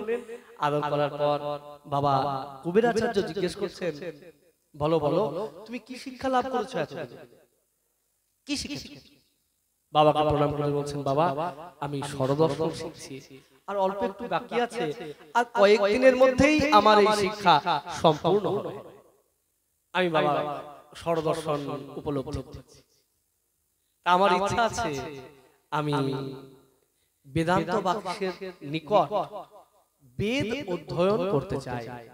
আপনারা যদি অনুমতি দেন তাহলে আমি বেদান্ত বাক্যের কাছে গিয়ে বেদ অধ্যয়ন করতে চাই। তখন বলছেন ঠিক আছে। বাবা মা তাকে আদেশ দিলেন, বাবা মাকে প্রণাম করে পূর্ণবাটিতে গেলেন। পূর্ণবাটিতে গিয়ে বেদান্ত বাগীশ মহাশয়ের কাছে তিনি বেদ শিক্ষা গ্রহণ করতে। অল্প দিনের মধ্যে কত বড় পণ্ডিত দেখুন, স্বরদর্শন সম্পর্কে তার অনুভব হয়ে গেল। কলাপ ব্যাকরণ আরো অন্যান্য শাস্ত্র সম্পর্কে তিনি পারঙ্গত হয়ে গেলেন। অল্প দিনের মধ্যেই, খুব অল্প দিনের মধ্যেই বড় বড় সিদ্ধান্তের অধিকারী হয়ে যাচ্ছে। বেদান্ত বাগীশকে প্রণাম করলেন, আর প্রণাম করে যখন শিক্ষকের সঙ্গে ছাত্রের কথোপকথন হচ্ছে, এক কথা শুনলেই তো শিক্ষক বুঝতে পারেন যে ছাত্রটা আমার কেমন। প্রত্যেকটা কথার উত্তরেই কেমন যেন চমৎকার, কেমন অদ্ভুত আনন্দ দান করে। আহা কি আশ্চর্য, কি সুন্দর, কি অলৌকিক, এ তো কোনো সাধারণের উত্তর নয়, এত সুন্দর উত্তর কি করে দেয়, অবাক হয়ে যায়। দারুণ দারুণ সুন্দর ছাত্র পেয়ে, ভালো ছাত্র পেয়ে শিক্ষক খুব খুশি। পড়াতে লাগলেন, বলেন যেদিন যা পড়াই আচার্য প্রভু শ্রবণ করার সঙ্গে সঙ্গে যেটা কানে শোনে সেটাই মনে থাকে, ঝরঝর করে বলতে থাকে, সব মুখস্থ হয়ে যায়। আলাদা করে দ্বিতীয়বার আর বই দেখতে হয় না, অল্প দিনের মধ্যেই বড় পণ্ডিত হয়ে যাচ্ছে। বেদান্ত বাগীশ মহাশয় অবাক হয়ে যাচ্ছেন যে এত কি করে। তিনি যখন আবার থাকতেন না, আচার্যকে অদ্বৈত আচার্যকে বলতেন, কমলাক্ষ তুমি ছাত্রদেরকে পড়াবে। তিনি মনে মনে চিন্তা করেন, এই কি কোনো সাধারণ শিশু নাকি অন্য কেউ রূপ ধারণ করে এসেছে। একদিন ছাত্রদেরকে সঙ্গে করে বেদান্ত বাগীশ মহাশয় পথের ধারে চলছে, আর পথের ধারে যেতে যেতেই সামনে একটা সুন্দর পুষ্করিণী, এত সুন্দর পুষ্করিণী, আর সেই পুষ্করিণীতে সুন্দর সুন্দর পদ্ম ফুল প্রস্ফুটিত হয়ে আছে। এত মধুর লাগছে দেখে, খুব ভালো লাগছে। তার মধ্যে একদম মাঝখানে একটা এত সুন্দর পদ্ম ফুল ফুটে আছে, আর সেই পদ্মের গন্ধে চারিদিক আমোদিত হয়ে আছে, সেই গন্ধে চারিদিক আমোদিত হয়ে আছে। বেদান্ত বাগীশ মহাশয় ওই ফুলটাকে দেখে এতই ভালো লেগেছে, আহা এত সুন্দর ফুল, এই তোমরা যদি কেউ ফুলটা আমাকে এনে দিতে আমি বড় আনন্দ পেতাম। এখন ওরে বাবা, এত জঙ্গলের মতো এত পদ্ম ফুল, এত গাছ, এত কাঁটা, তার মধ্যে আবার এত সুগন্ধ ফুল, যে সুগন্ধ ফুলের নিচে বিষধর সর্প। বিষধর সর্পের ছোবলে যদি মারা যায় খুব ভয় পায়, কি করে যাবো, কি করে যাবো। সঙ্গে সঙ্গে কমলাক্ষ বলছেন, গুরুদেব আমি যাবো। এই সবাই বলছে, আরে পাগল হয়েছে নাকি, এখানে যাওয়া যায়, এখানে যাওয়া সম্ভব? আরে গেলে এখানে মৃত্যু অবধারিত, মৃত্যু হবেই হবে। ওই গুরুদেব আপনি যদি বলেন আমি বলে, দেখো সাহস ভালো, কিন্তু দুঃসাহসটা আমার ভালো না, আমার ইচ্ছা আমি যাব। তো গুরুদেব বলছেন, দেখি তো তাহলে সত্যি বলছে না এমনি মুখে বলছে যে যাবো, জানে তো যেতে দেবে না। আচ্ছা যাও দেখি। সবাই দাঁড়িয়ে আছে, কি আশ্চর্য ঘটনা জানো মা, যে কি হয়েছে না, কমলাক্ষ যাচ্ছেন, জলের মধ্যে পাই ডুবলো না, পদ্ম ফুলের উপরে পা দিয়ে দিয়ে যেতে থাকলো। সবাই অবাক হয়ে দেখছে, ও মা, যেটাতে যাবার কথা শুনেই সবাই ভয় পাচ্ছে, যেখানে বিষধর সর্পর বাস, আমার কুলের ঠাকুর অদ্বৈত আচার্য প্রভু তিনি কি করছেন, ওই ছোট্ট বয়সে পদ্ম ফুলের উপরে পা দিয়ে হেঁটে হেঁটে চলে যাচ্ছে। হেঁটে গিয়ে ওই ফুলটা নিয়ে এলেন, ফুলটা নিয়ে এসে গুরুদেবকে দিলেন। গুরুদেবের মুখের কথা বন্ধ হয়ে গেছে, আর কথা বলতে পারছে না। এ কি করে বলছি, এ কি করে সম্ভব? তুমি কি সত্যি কোনো মানুষ নাকি অন্য কেউ? কমলাক্ষ প্রণাম করে বলছেন, গুরুদেব যদি কৃপা করেন তাহলে একটু কথা বলি। বলে বলো। গুরুদেব, এখানে দুটো বিষয়। প্রথম বিষয় হচ্ছে, আমি তো আপনার জন্য গেছি, আপনার কথা চিন্তা করতে করতে গেছি, আর যেখানে গুরুদেবের কৃপা থাকে, কার শক্তি আছে তাকে ডোবাই। শুধু এই জগতে নয়, এ জগতেই হোক আর ও জগতেই হোক, ভব সমুদ্রেই হোক, গুরু কৃপা যার উপরে থাকবে তাকে ভব সমুদ্রে ডুব দিতে হবে। সে ভব সমুদ্রে ভাসতে থাকবে। তাই আপনার কৃপা আশীর্বাদ আমার উপরে তো আছে, তার জন্য আমি এই কাজটা। আর দ্বিতীয় কি, যদি ঈশ্বরের সাধন করা যায় তাহলে কি হয়, বলে অষ্টসিদ্ধি করায়ত্ত। এগুলো একটা সিদ্ধির মধ্যে পড়ে যাবে। তা অষ্টসিদ্ধি করায়ত্ত হয়ে যায়, তা আপনাদের আশীর্বাদে আপনাদের কৃপায় আমার এটা করতে কোনো অসুবিধাই হলো না। আর প্রভু, এই ত্রিভুবন হচ্ছে হরির অংশ, আর শুদ্ধ মনে যে হরির শরণাগত থাকে, ওই তার কাছে কোনো কিছুই অসাধ্য জগতে থাকতে পারে না। এই গুরুতত্ত্ব শুনে শ্রী গুরুদেব অবাক হয়ে গেলেন। গুরুদেব অবাক হয়ে গেলেন, আর মনে মনে ভাবছেন, এ কোনো সাধারণ ছেলে নয়, এ অন্য কেউ। কে? কয়েকদিনের মধ্যেই তার পড়াশোনা শেষ হয়ে গেল, এবার গুরু গৃহে থেকে চলে যাবে। কিন্তু গুরুদেবের মন খারাপ। কেন বলে, এমন সুন্দর শিষ্যকে কে ছেড়ে থাকতে পারে বলো? তা গুরুদেবকে প্রণাম করছেন, চলে যাবেন। আর গুরুদেব বলছেন, আমি তোমাকে কেমন করে যেতে দেবো? কিন্তু তোমার তো বাবা মা আছে, তোমাকে যেতে দিতে হবে। কিন্তু তোমাকে আমি যেতে দেব, তার আগে তুমি আমায় একটা কথা দাও। বলে, গুরুদেব, কথা কি? আপনি যা বলবেন আমি তাই শুনবো, বলুন কি কথা দিতে হবে? গুরুদেব বলছেন, তোমাকে ছেড়ে না আমার খুব মন খারাপ। আমি তোমায় সত্যি বলছি, তুমি যদি চলে যাও, তোমাকে ছেড়ে আমার খুব মন খারাপ করবে। তুমি চলে যাচ্ছ, তুমি আমায় কথা দিয়ে যাও যে আমি যখন ডাকবো তুমি আমার কাছে আসবে। তুমি আমায় কথা দিয়ে যাও, আমি ডাকলেই তুমি আসবে। কমলাক্ষ গুরুদেবকে প্রণাম করে বলছেন, গুরুদেব, আমি কথা দিয়ে যাচ্ছি, আপনি যখন ডাকবেন আমি তখন আসবো। শ্রী গুরুদেবকে কমলাক্ষ প্রণাম করছেন। চলো আমরাও শ্রী গুরুদেবকে প্রণাম করি, আর প্রণাম করে আমরা হরিকথায় অগ্রসর হই। বলো পরম দয়াল পাবন শ্রী গুরুদেব কি। गुरु चरण कमल भज मन,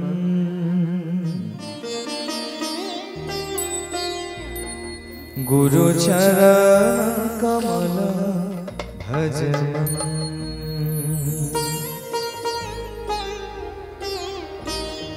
गुरु कृपा बिना नहीं कोई साधन बल, गुरु कृपा बिना नहीं कोई साधन बल, भज मन भज अनुक्षण, गुरु चरण कमल भज मन, गुरु चरण कमल भज मन, गुरु चरण कमल भज मन, गुरु चरण कमल भज मन, गुरु कृपा बिना नहीं कोई साधन बल, गुरु कृपा बिना नहीं कोई साधन बल, गुरु कृपा बिना नहीं कोई साधन बल। गुरु कृपा बिना नहीं कोई साधन बल। भज मन भज अनुक्षण गुरु चरण कमल भज मन। हरि बोल। गुरु चरण कमल भज मन। गुरु चरण कमल भज मन। गुरु चरण कमल भज मन।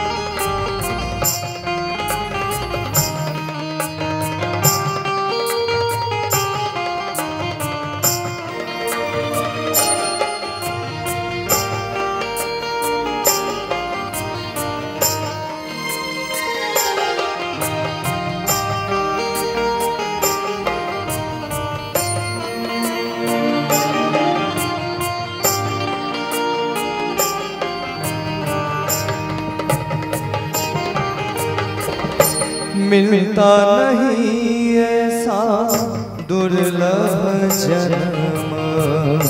मिलता नहीं ऐसा दुर्लभ जन्म। भ्रमता हूँ 14 भुवन। भ्रमता हूँ 14 भुवन। किसी को भाग से किसी को मिलते हैं भाग से। किसी को मिलते हैं भाग से। किसी को मिलते हैं भाग से। हरि भक्तों की दर्शन गुरु चरण कमल भज मन। गुरु चरण कमल भज मन। गुरु चरण कमल भज मन। गुरु चरण कमल भज मन।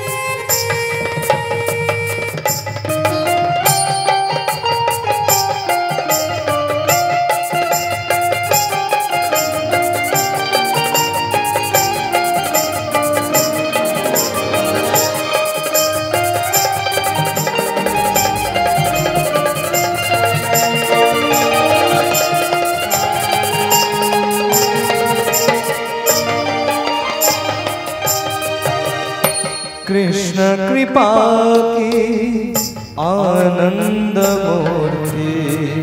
कृष्ण कृष्ण कृपा की आनंद मूर्ति कृष्ण कृपा की आनंद मूर्ति कृष्ण कृपा की आनंद मूर्ति दिन जन करुणा निदान दिन जन करुणा निदान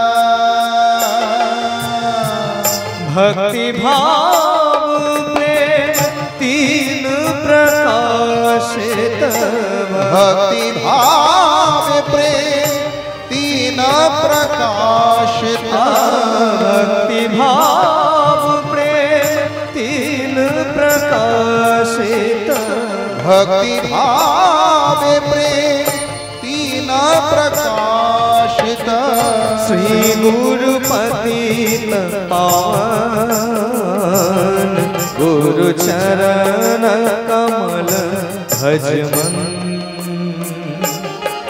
गुरु चरण कमल भज मन गुरु चरण कमल भज मन गुरु चरण कमल भज मन गुरु कृपा बिना नहीं कोई साधन बल गुरु कृपा बिना नहीं कोई साधन बल गुरु कृपा बिना नहीं कोई साधन बल गुरु कृपा बिना नहीं कोई साधन बल भज मन भज अनुक्षण गुरु चरण कमल भज मन गुरु चरण कमल भज मन गुरु चरण कमल भज मन गुरु चरण कमल भज मन गुरुदेव गुरुदेव गुरुदेव गुरुदेव गुरुदेव गुरुदेव गुरुदेव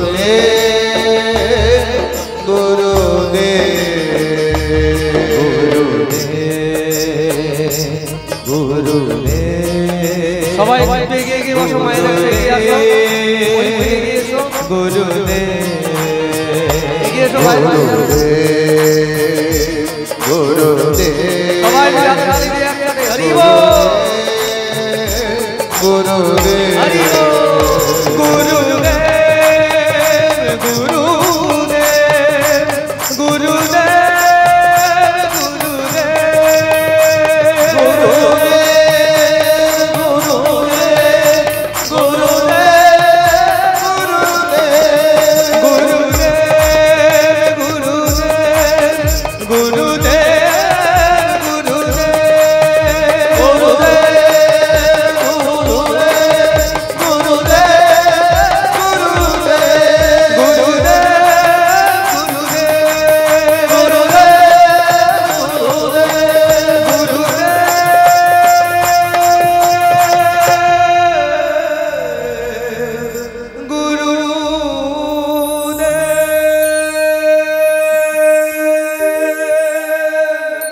बोलिए परमलाल श्री गुरुदेव की। আচার্যদেব কাঁদছেন, আচার্যানীও কাঁদছেন, আর যারা বন্ধু ছিল বন্ধুরাও কাঁদছে। অদ্বৈত প্রভু চলে আসবে, কমলাক্ষ চলে আসবে, তাই দেখে সবাই কাঁদছে। আচার্যকে প্রণাম করে কমলাক্ষ বললেন, আপনি আমাকে যখন ডাকবেন আমি তখনই আসব, আমি কথা দিলাম। কমলাক্ষ বাড়ি চলে এলেন, আর যেই মাত্র কমলাক্ষ বাড়িতে এসেছেন, ফিরে আবার পড়াশোনা শেষ করে বাবা মায়ের খুব আনন্দ, ছেলেকে আবার কাছে পেয়েছে। তো বাবা মা ছেলেকে আদর করে বুকে জড়িয়ে ধরেছেন, রেখেছেন। রেখে কমলা কবির আচার্য বলছেন, বাবা তোমায় একটা কথা বলি, এই মানব জীবনটা খুব অল্প সময়ের জন্যই আমরা পাই, তা আমরা কখন চলে যাব আমি জানি না। তুমি আমাকে কথা দিয়ে যাও, আমি চলে যাওয়ার পর আমার যে ক্রিয়াকর্ম সেটা তুমি যথাবিধি অনুসারে করবে। কারণ আমাদের গৃহে সন্তান আসে এই কারণেই, পুত্রার্থে ক্রিয়তে বাড়িয়া। আমরা বিবাহ দিই এই কারণে যে তার থেকে সন্তান লাভ হবে। সেই সন্তান কি করবে না, পিতার পিণ্ড দান করবে। পিতার পতনকে যিনি রোধ করেন তিনি হচ্ছেন পুত্র।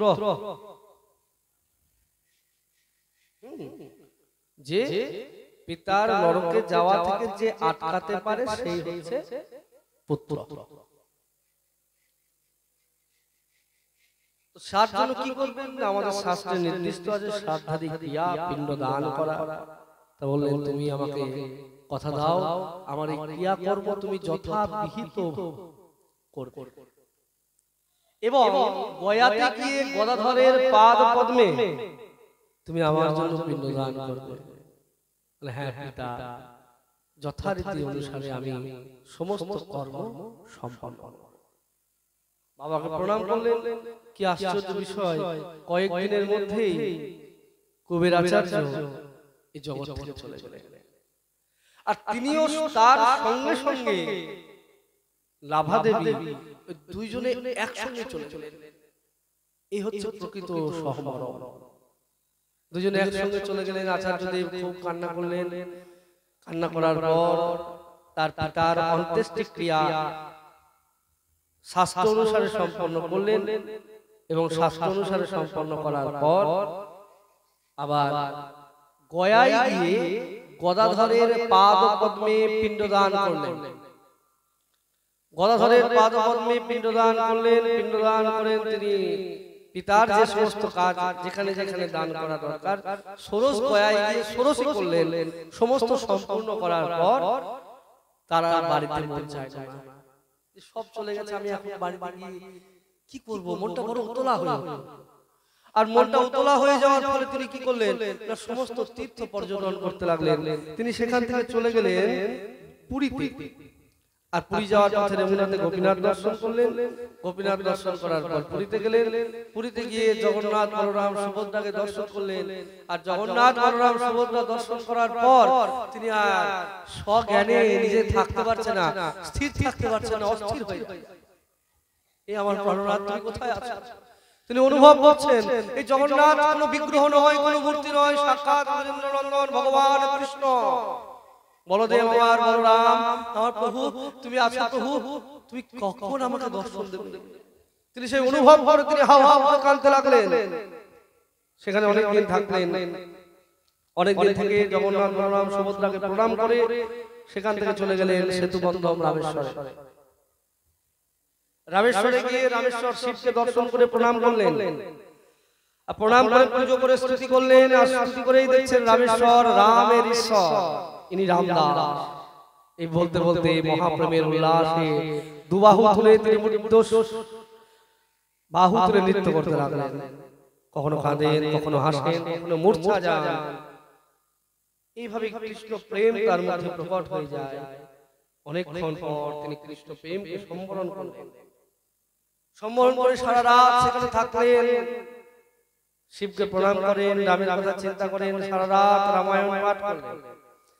রামায়ণ পাঠ করে আশেপাশে আরো যত তীর্থক্ষেত্র আছে সমস্ত কিছু দর্শন করলেন।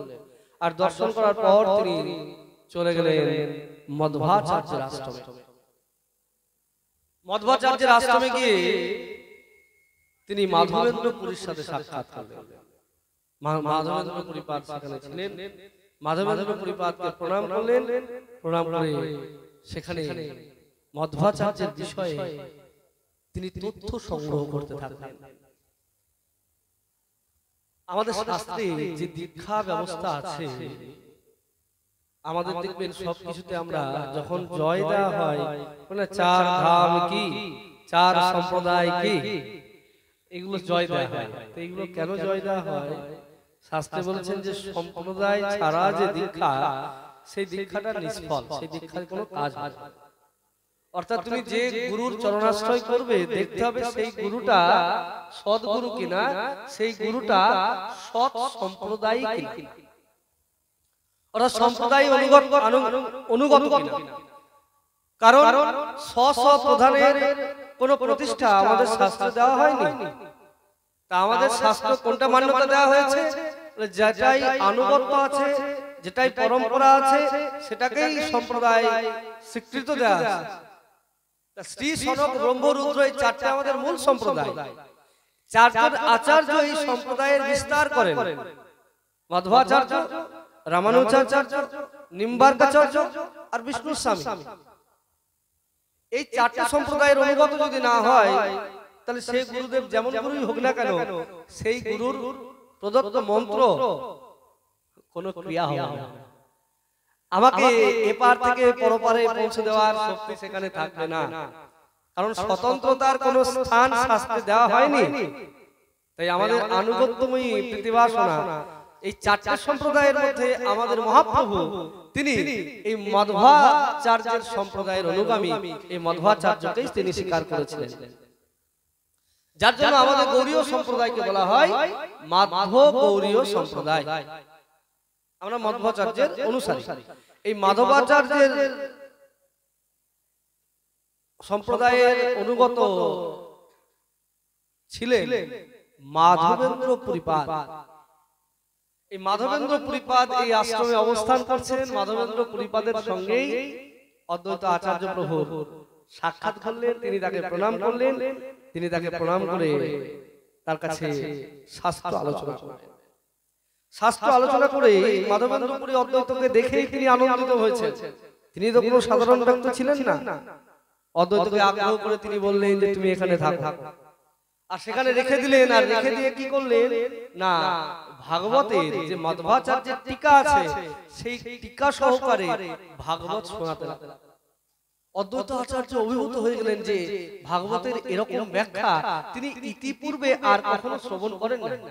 তাই এই চমৎকার ব্যাখ্যা অনুভবের সঙ্গে তিনি অধ্যয়ন করতে লাগলেন, এবং যা যা শুনছে বলে সব মুখস্থ হয়ে যাচ্ছে। তারও অদ্ভুত ধী শক্তি, মেধা শক্তি, একদম সব বলতে পারছে, সব শিখে নিচ্ছেন খুব তাড়াতাড়ি। মাধবাচার্য খুব আনন্দ পাচ্ছেন, মাধবেন্দ্র পুরী আনন্দ পাচ্ছেন। এত সুন্দর শিক্ষা লাভ করার পর মনে মনে মাধবেন্দ্র পুরীকে গুরু রূপে স্থির করলেন। একদিন মাধবেন্দ্র পুরীপাদের কাছে গিয়ে তিনি নিবেদন করলেন যে হে মাধবেন্দ্র পুরীপাদ, আমি বৈষ্ণব দীক্ষা গ্রহণ করতে চাই, আপনি কৃপা করে আমাকে দীক্ষা দিন। তখন মাধবেন্দ্র পুরীপাদ শ্রী অদ্বৈত আচার্যকে বৈষ্ণব মন্ত্রে দীক্ষা দিলেন। এখানে আরো একটা বিষয় লক্ষণীয় যে আমরা দেখছি আমাদের কাছে যত ভগবান আসছেন, শ্রী নিত্যানন্দ প্রভুই বলো, অদ্বৈত আচার্য বলো, আর শ্রীমান মহাপ্রভুই বলো, সাক্ষাৎ ভগবান কৃষ্ণচন্দ্রের জীবনেই তুমি যাও আর ভগবান রামচন্দ্রের জীবনেই যাও, দেখবে প্রত্যেকের গুরু আছে। ওই তারা তো ভগবান, তারা তো ঈশ্বর, তাদের তো গুরু রাখার প্রয়োজন নাই, তাদের আবার গুরু কে হয়? কিন্তু জগতে সঠিক ধর্মকে স্থাপন করার জন্য তারা যখন এই লৌকিক জগতে এসছে, তখন মানুষের মতো ক্রিয়া করে তারাও গুরুকরণ করলেন। আপনি আচরিত ধর্ম জীবের শিখায়, নিজে আচরণ করে জীব জগৎকে শিক্ষা দেওয়ার জন্য তিনারাও গুরুকরণ করলেন। এই মাধবেন্দ্র পুরীপাদের শিষ্যই হচ্ছে ঈশ্বর পুরীপাদ, আর এই ঈশ্বরপুরীর শিষ্য হচ্ছে আমাদের পরমারাধ্য ভগবান কলির উদ্ধারকারী শচীনন্দন গৌরসুন্দর। তাহলে গৌরসুন্দর সেই দিকের সম্পর্কে যদি ধরা হয়, তাহলে কাকা গুরু হচ্ছে এই অদ্বৈত আচার্য। অদ্বৈত আচার্য প্রভু মাধবেন্দ্র পুরীপাদের শিষ্য, ঈশ্বরপুরীও মাধবেন্দ্র পুরীপাদ। আর এই ঈশ্বরপুরীর শিষ্য হচ্ছে শ্রী চৈতন্য মহাপ্রভু। যদিও ভগবানের গুরু হয় না, তবু যুগ ধর্ম স্থাপনের জন্য, লোক শিক্ষার জন্য তিনি গুরুকরণ করলেন। অদ্বৈত আচার্য প্রভু মাধবেন্দ্র পুরীপাদের কাছে দীক্ষা গ্রহণ করলেন। দীক্ষা গ্রহণ করে তিনি আছেন পুরীপাদের কাছে। একদিন বলছেন যে হে প্রভু, আমার মনে বড় চিন্তা, মনটা সর্বদাই উদ্বিগ্ন হয়ে থাকে, মনে কখনো শান্তি পায় না। বলে ও মা, অদ্বৈত আচার্য তিনি এমন একটা আচার্য হয়ে তিনি যদি শান্তি না পায়, তাহলে আমরা কি করে শান্তি পাই বলো তো? তা গুরুদেব বলছে তোমার দুঃখের কারণটা কি, কি জন্য তুমি দুঃখ পাচ্ছ? তো অদ্বৈত আচার্য বলছেন আমার মধ্যে কোনো দুঃখ নাই। আমাদেরকে যদি জিজ্ঞেস করা হয় যে তোমার কি দুঃখ আছে, আমরা কেউ বলতে পারবো যে আমার কোনো দুঃখ নাই? বলে বাপ রে বাপ, কে কত দুঃখ গাইতে পারে। হ্যাঁ, এমনিতে মুখ দিয়ে কথা না বেরোলে দুঃখের কথা কাহিনী শুরু করলে সে কাহিনীটা শেষ হবে না। আর সবাই আমরা ভাবি যে আমি বুঝি সব থেকে দুঃখী, আর ভগবান বুঝি সব থেকে আমাকেই কষ্ট দিয়েছে। কেন যে ভগবান কষ্ট দিয়েছে? কখনো আমরা ভগবানকে মানি না যখন আনন্দে থাকি, আবার দুঃখ পেলে নিজেরাই দেখে ভগবানের কথা বলি যে ভগবান যত কষ্ট বুঝি আমাকেই দিয়েছে। সবেতেই আমরা দুঃখ পাই। কত দুঃখ আমাদের। আচার্য প্রভুর কি দুঃখ? তিনি যদি ভগবান হবে তার কেন দুঃখ? তিনি কি দুঃখ? তিনি বলছেন আমার নিজের জন্য কোনো দুঃখ নাই। এই দুঃখ কার জন্য? বলে এই কলি হতো অভাগা জীবের জন্য। বলে এদের দুঃখ দেখে আমার দুঃখ, যে হায় হায় এত সুন্দর ধন্য কলিকাল, আর ধন্য কলিকালে এরা মানব দেহ পেয়েছে, আর ধন্য কলিকালে মানব দেহ করার পরেও এরা ভজন করছে না, এরা কৃষ্ণ নাম করছে না, কৃষ্ণ গুণ কীর্তন করছে না, তাহলে এরা যে কোন নরকে যাবে তার কোনো ঠিক নাই। এত সুন্দর সুযোগ থাকা সত্ত্বেও সেই সুযোগের সদ্ব্যবহার না করে এরা সেই সুযোগকে হারিয়ে হেলায় হারিয়ে দিয়ে দুঃখ ভোগ করছে। আর এই দুঃখটা কতদিন না, অনন্তকাল ধরে এই দুঃখ ভোগ করতে হবে। তাই অনন্তকাল জীবের অনন্ত দুঃখের দুর্দশা দেখে সর্বপ্রথম এই পৃথিবীর মধ্যে যার হৃদয়টা কেঁদে উঠেছিল তিনি হচ্ছেন আমাদের কুলের ঠাকুর শ্রী অদ্বৈত আচার্য। সাধু কে আর সংসারী কে? বলে সাধু হচ্ছে সে ওই যার অপরের দুঃখে হৃদয়টা কেঁদে ওঠে, সেই তো মহৎ ব্যক্তি কে? বলে নিজের যার কোনো দুঃখ নাই কিন্তু অন্যের দুঃখে যে দুঃখী হয় সেই তো হচ্ছে সব থেকে মহৎ। এমন মহৎ কে আছে আমার আচার্য ঠাকুরের মধ্যে, যার হৃদয়টা সর্বদাই কৃষ্ণ নামানন্দে, কৃষ্ণ প্রেমানন্দে, কৃষ্ণ গুণ কীর্তন আনন্দে বিভোর হয়ে আছে। ওই তার মধ্যে কি আর দুঃখ আসতে পারে গো? ওই তার মধ্যে দুঃখ আসতে পারে না। ওই তাহলে তার মধ্যে দুঃখ আসছে কেন? ওই যে দুঃখটা তার মধ্যে আসছে সে দুঃখ তার নিজের নয়, এই জগৎ জীবের দুঃখ। এই জগতের জীবের দুঃখ দেখেই তার হৃদয়টা কেঁদে উঠছে, হায় হায় হায় এই মানুষ কি করছে? মানুষ নিজেও জানে না কি করে তার জীবনের আয়ুটাকে সে শেষ করে দিচ্ছে। হায় হায় এই জীবের কবে চেতনা ফিরবে? এই জীবের কবে কল্যাণ হবে? এই জীব কি করে উদ্ধার হবে? এই চিন্তায় অদ্বৈত আচার্য বিভোর হয়ে আছে। সঙ্গে সঙ্গে মাধবেন্দ্রপুরী এসে হাত ধরে বলছেন, আচার্য তোমার মতো মানুষের পক্ষে এরকম চিন্তা করে সম্ভব? এরকম চিন্তা সবার মধ্যে আসে না। তাই আমি তোমাকে বলি তুমি চিন্তা করো না, চিন্তা করার কোনো কারণ নাই। কারণ আমি জানি এই কলিতেই সাক্ষাৎ ভগবান এই সমস্ত জীবের দুঃখ দূর করার জন্য, সমগ্র জীবের মুখ দিয়ে হরিনাম কীর্তন করানোর জন্য এ জগতে অবতীর্ণ হবে। আর সেই দিন আর বেশি দিন নয়, সেই দিন সমাগত, সামনে সেই দিন আসছে। তাই তুমি বড় চিন্তা করো না, তুমি বড় দুঃখ করো না। বলে আপনি সত্যি বলছেন? বলে একদম সত্যি বলছি। আর আমি শুধু মুখের কথা বলছি না, তার প্রমাণও দিয়ে গেছে। প্রমাণ? বলে হ্যাঁ, অনন্ত সংহিতায় এই সম্পর্কে বিস্তার প্রমাণ দেওয়া আছে। সঙ্গে সঙ্গে কমলাক্ষ বলছেন, আচার্যজি অনন্ত সংহিতা, আহা কি সেই গ্রন্থ, আর সেখানে কি প্রমাণ দেওয়া আছে? যদি কৃপা করে ওই গ্রন্থখানি একবার আমাকে আপনি দেন, তাহলে আমার খুব ইচ্ছা আছে গ্রন্থটা একটু অধ্যয়ন করে দেখার। তাহলে আমি বুঝতে পারবো, আমি অনুভব করতে পারবো, আমি উপলব্ধি করতে পারবো আমার ভগবান এখানে আসবে। একটু যদি আমাকে কৃপা করে দেন। সঙ্গে সঙ্গে অনন্ত সংহিতা গ্রন্থটা দেয়া হলো। আর অদ্বৈত আচার্য কয়েকদিনের মধ্যে অনন্ত সংহিতা মুখস্থ করে ফেললেন। যা দেখছেন সব মুখস্থ করে ফেলছেন। কয়েকদিনের মধ্যে অনন্ত সংহিতা মুখস্থ করে ফেললেন, অনন্ত সংহিতা দেখলেন, আর তাই পড়ছেন। আর পড়তে পড়তে অনুভব করছেন, যাহা আমার এই তো সেই দিন আসছে যে তিথিতে আমার প্রভু এই জগতে আবির্ভূত হবে। সরৈশ্বর্যপূর্ণ ভগবান নন্দসুত তিনি এই ঘোর কলিতে এসে উপস্থিত হবেন শ্রীধাম নবদ্বীপে। সচি মায়ের কোল আলো করে সমগ্র জগৎকে হরি বলিয়ে, জগৎকে মাতিয়ে, হরি নামের প্রেমের বন্যায় মাতিয়ে দিয়ে গৌর সুন্দর হয়ে আবির্ভূত হবে। আর এই বলার সঙ্গে সঙ্গে তিনি চিৎকার করে গাইতে থাকলেন আমার গৌর গুণগাথা। তিনি চিৎকার করে গাইছেন যে গৌর মোর প্রাণপতি, যাহা তারে পাই বেদ ধর্ম লঙ্ঘি মুই তাহা চলি যায়। আমি আর এখানে থাকবো না। আমার প্রাণপতি, প্রাণনাথ, প্রাণের ঈশ্বর শ্রী গৌর সুন্দর শ্রীধাম নবদ্বীপে প্রকট হবেন। আর শ্রীধাম নবদ্বীপের প্রকট হয়ে ওই সুরধ্বনির তীরে তীরে হরিনাম বিলিয়ে জগৎবাসীকে হরিনাম নামের মুগ্ধ করে দেবেন।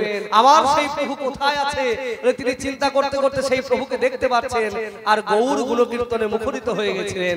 বলে কলিযুগ পাবন অবতারী শ্রীমন মহাপ্রভু কি, বলে কলিযুগ পাবন অবতারী শ্রীমন মহাপ্রভু কি, বলে কলিযুগ পাবন অবতারী শ্রীমন মহাপ্রভু কি। শ্রীমন মহাপ্রভুর জয়গান দিতে থাকলেন অদ্বৈত আচার্য। ধ্বনির কিনারায়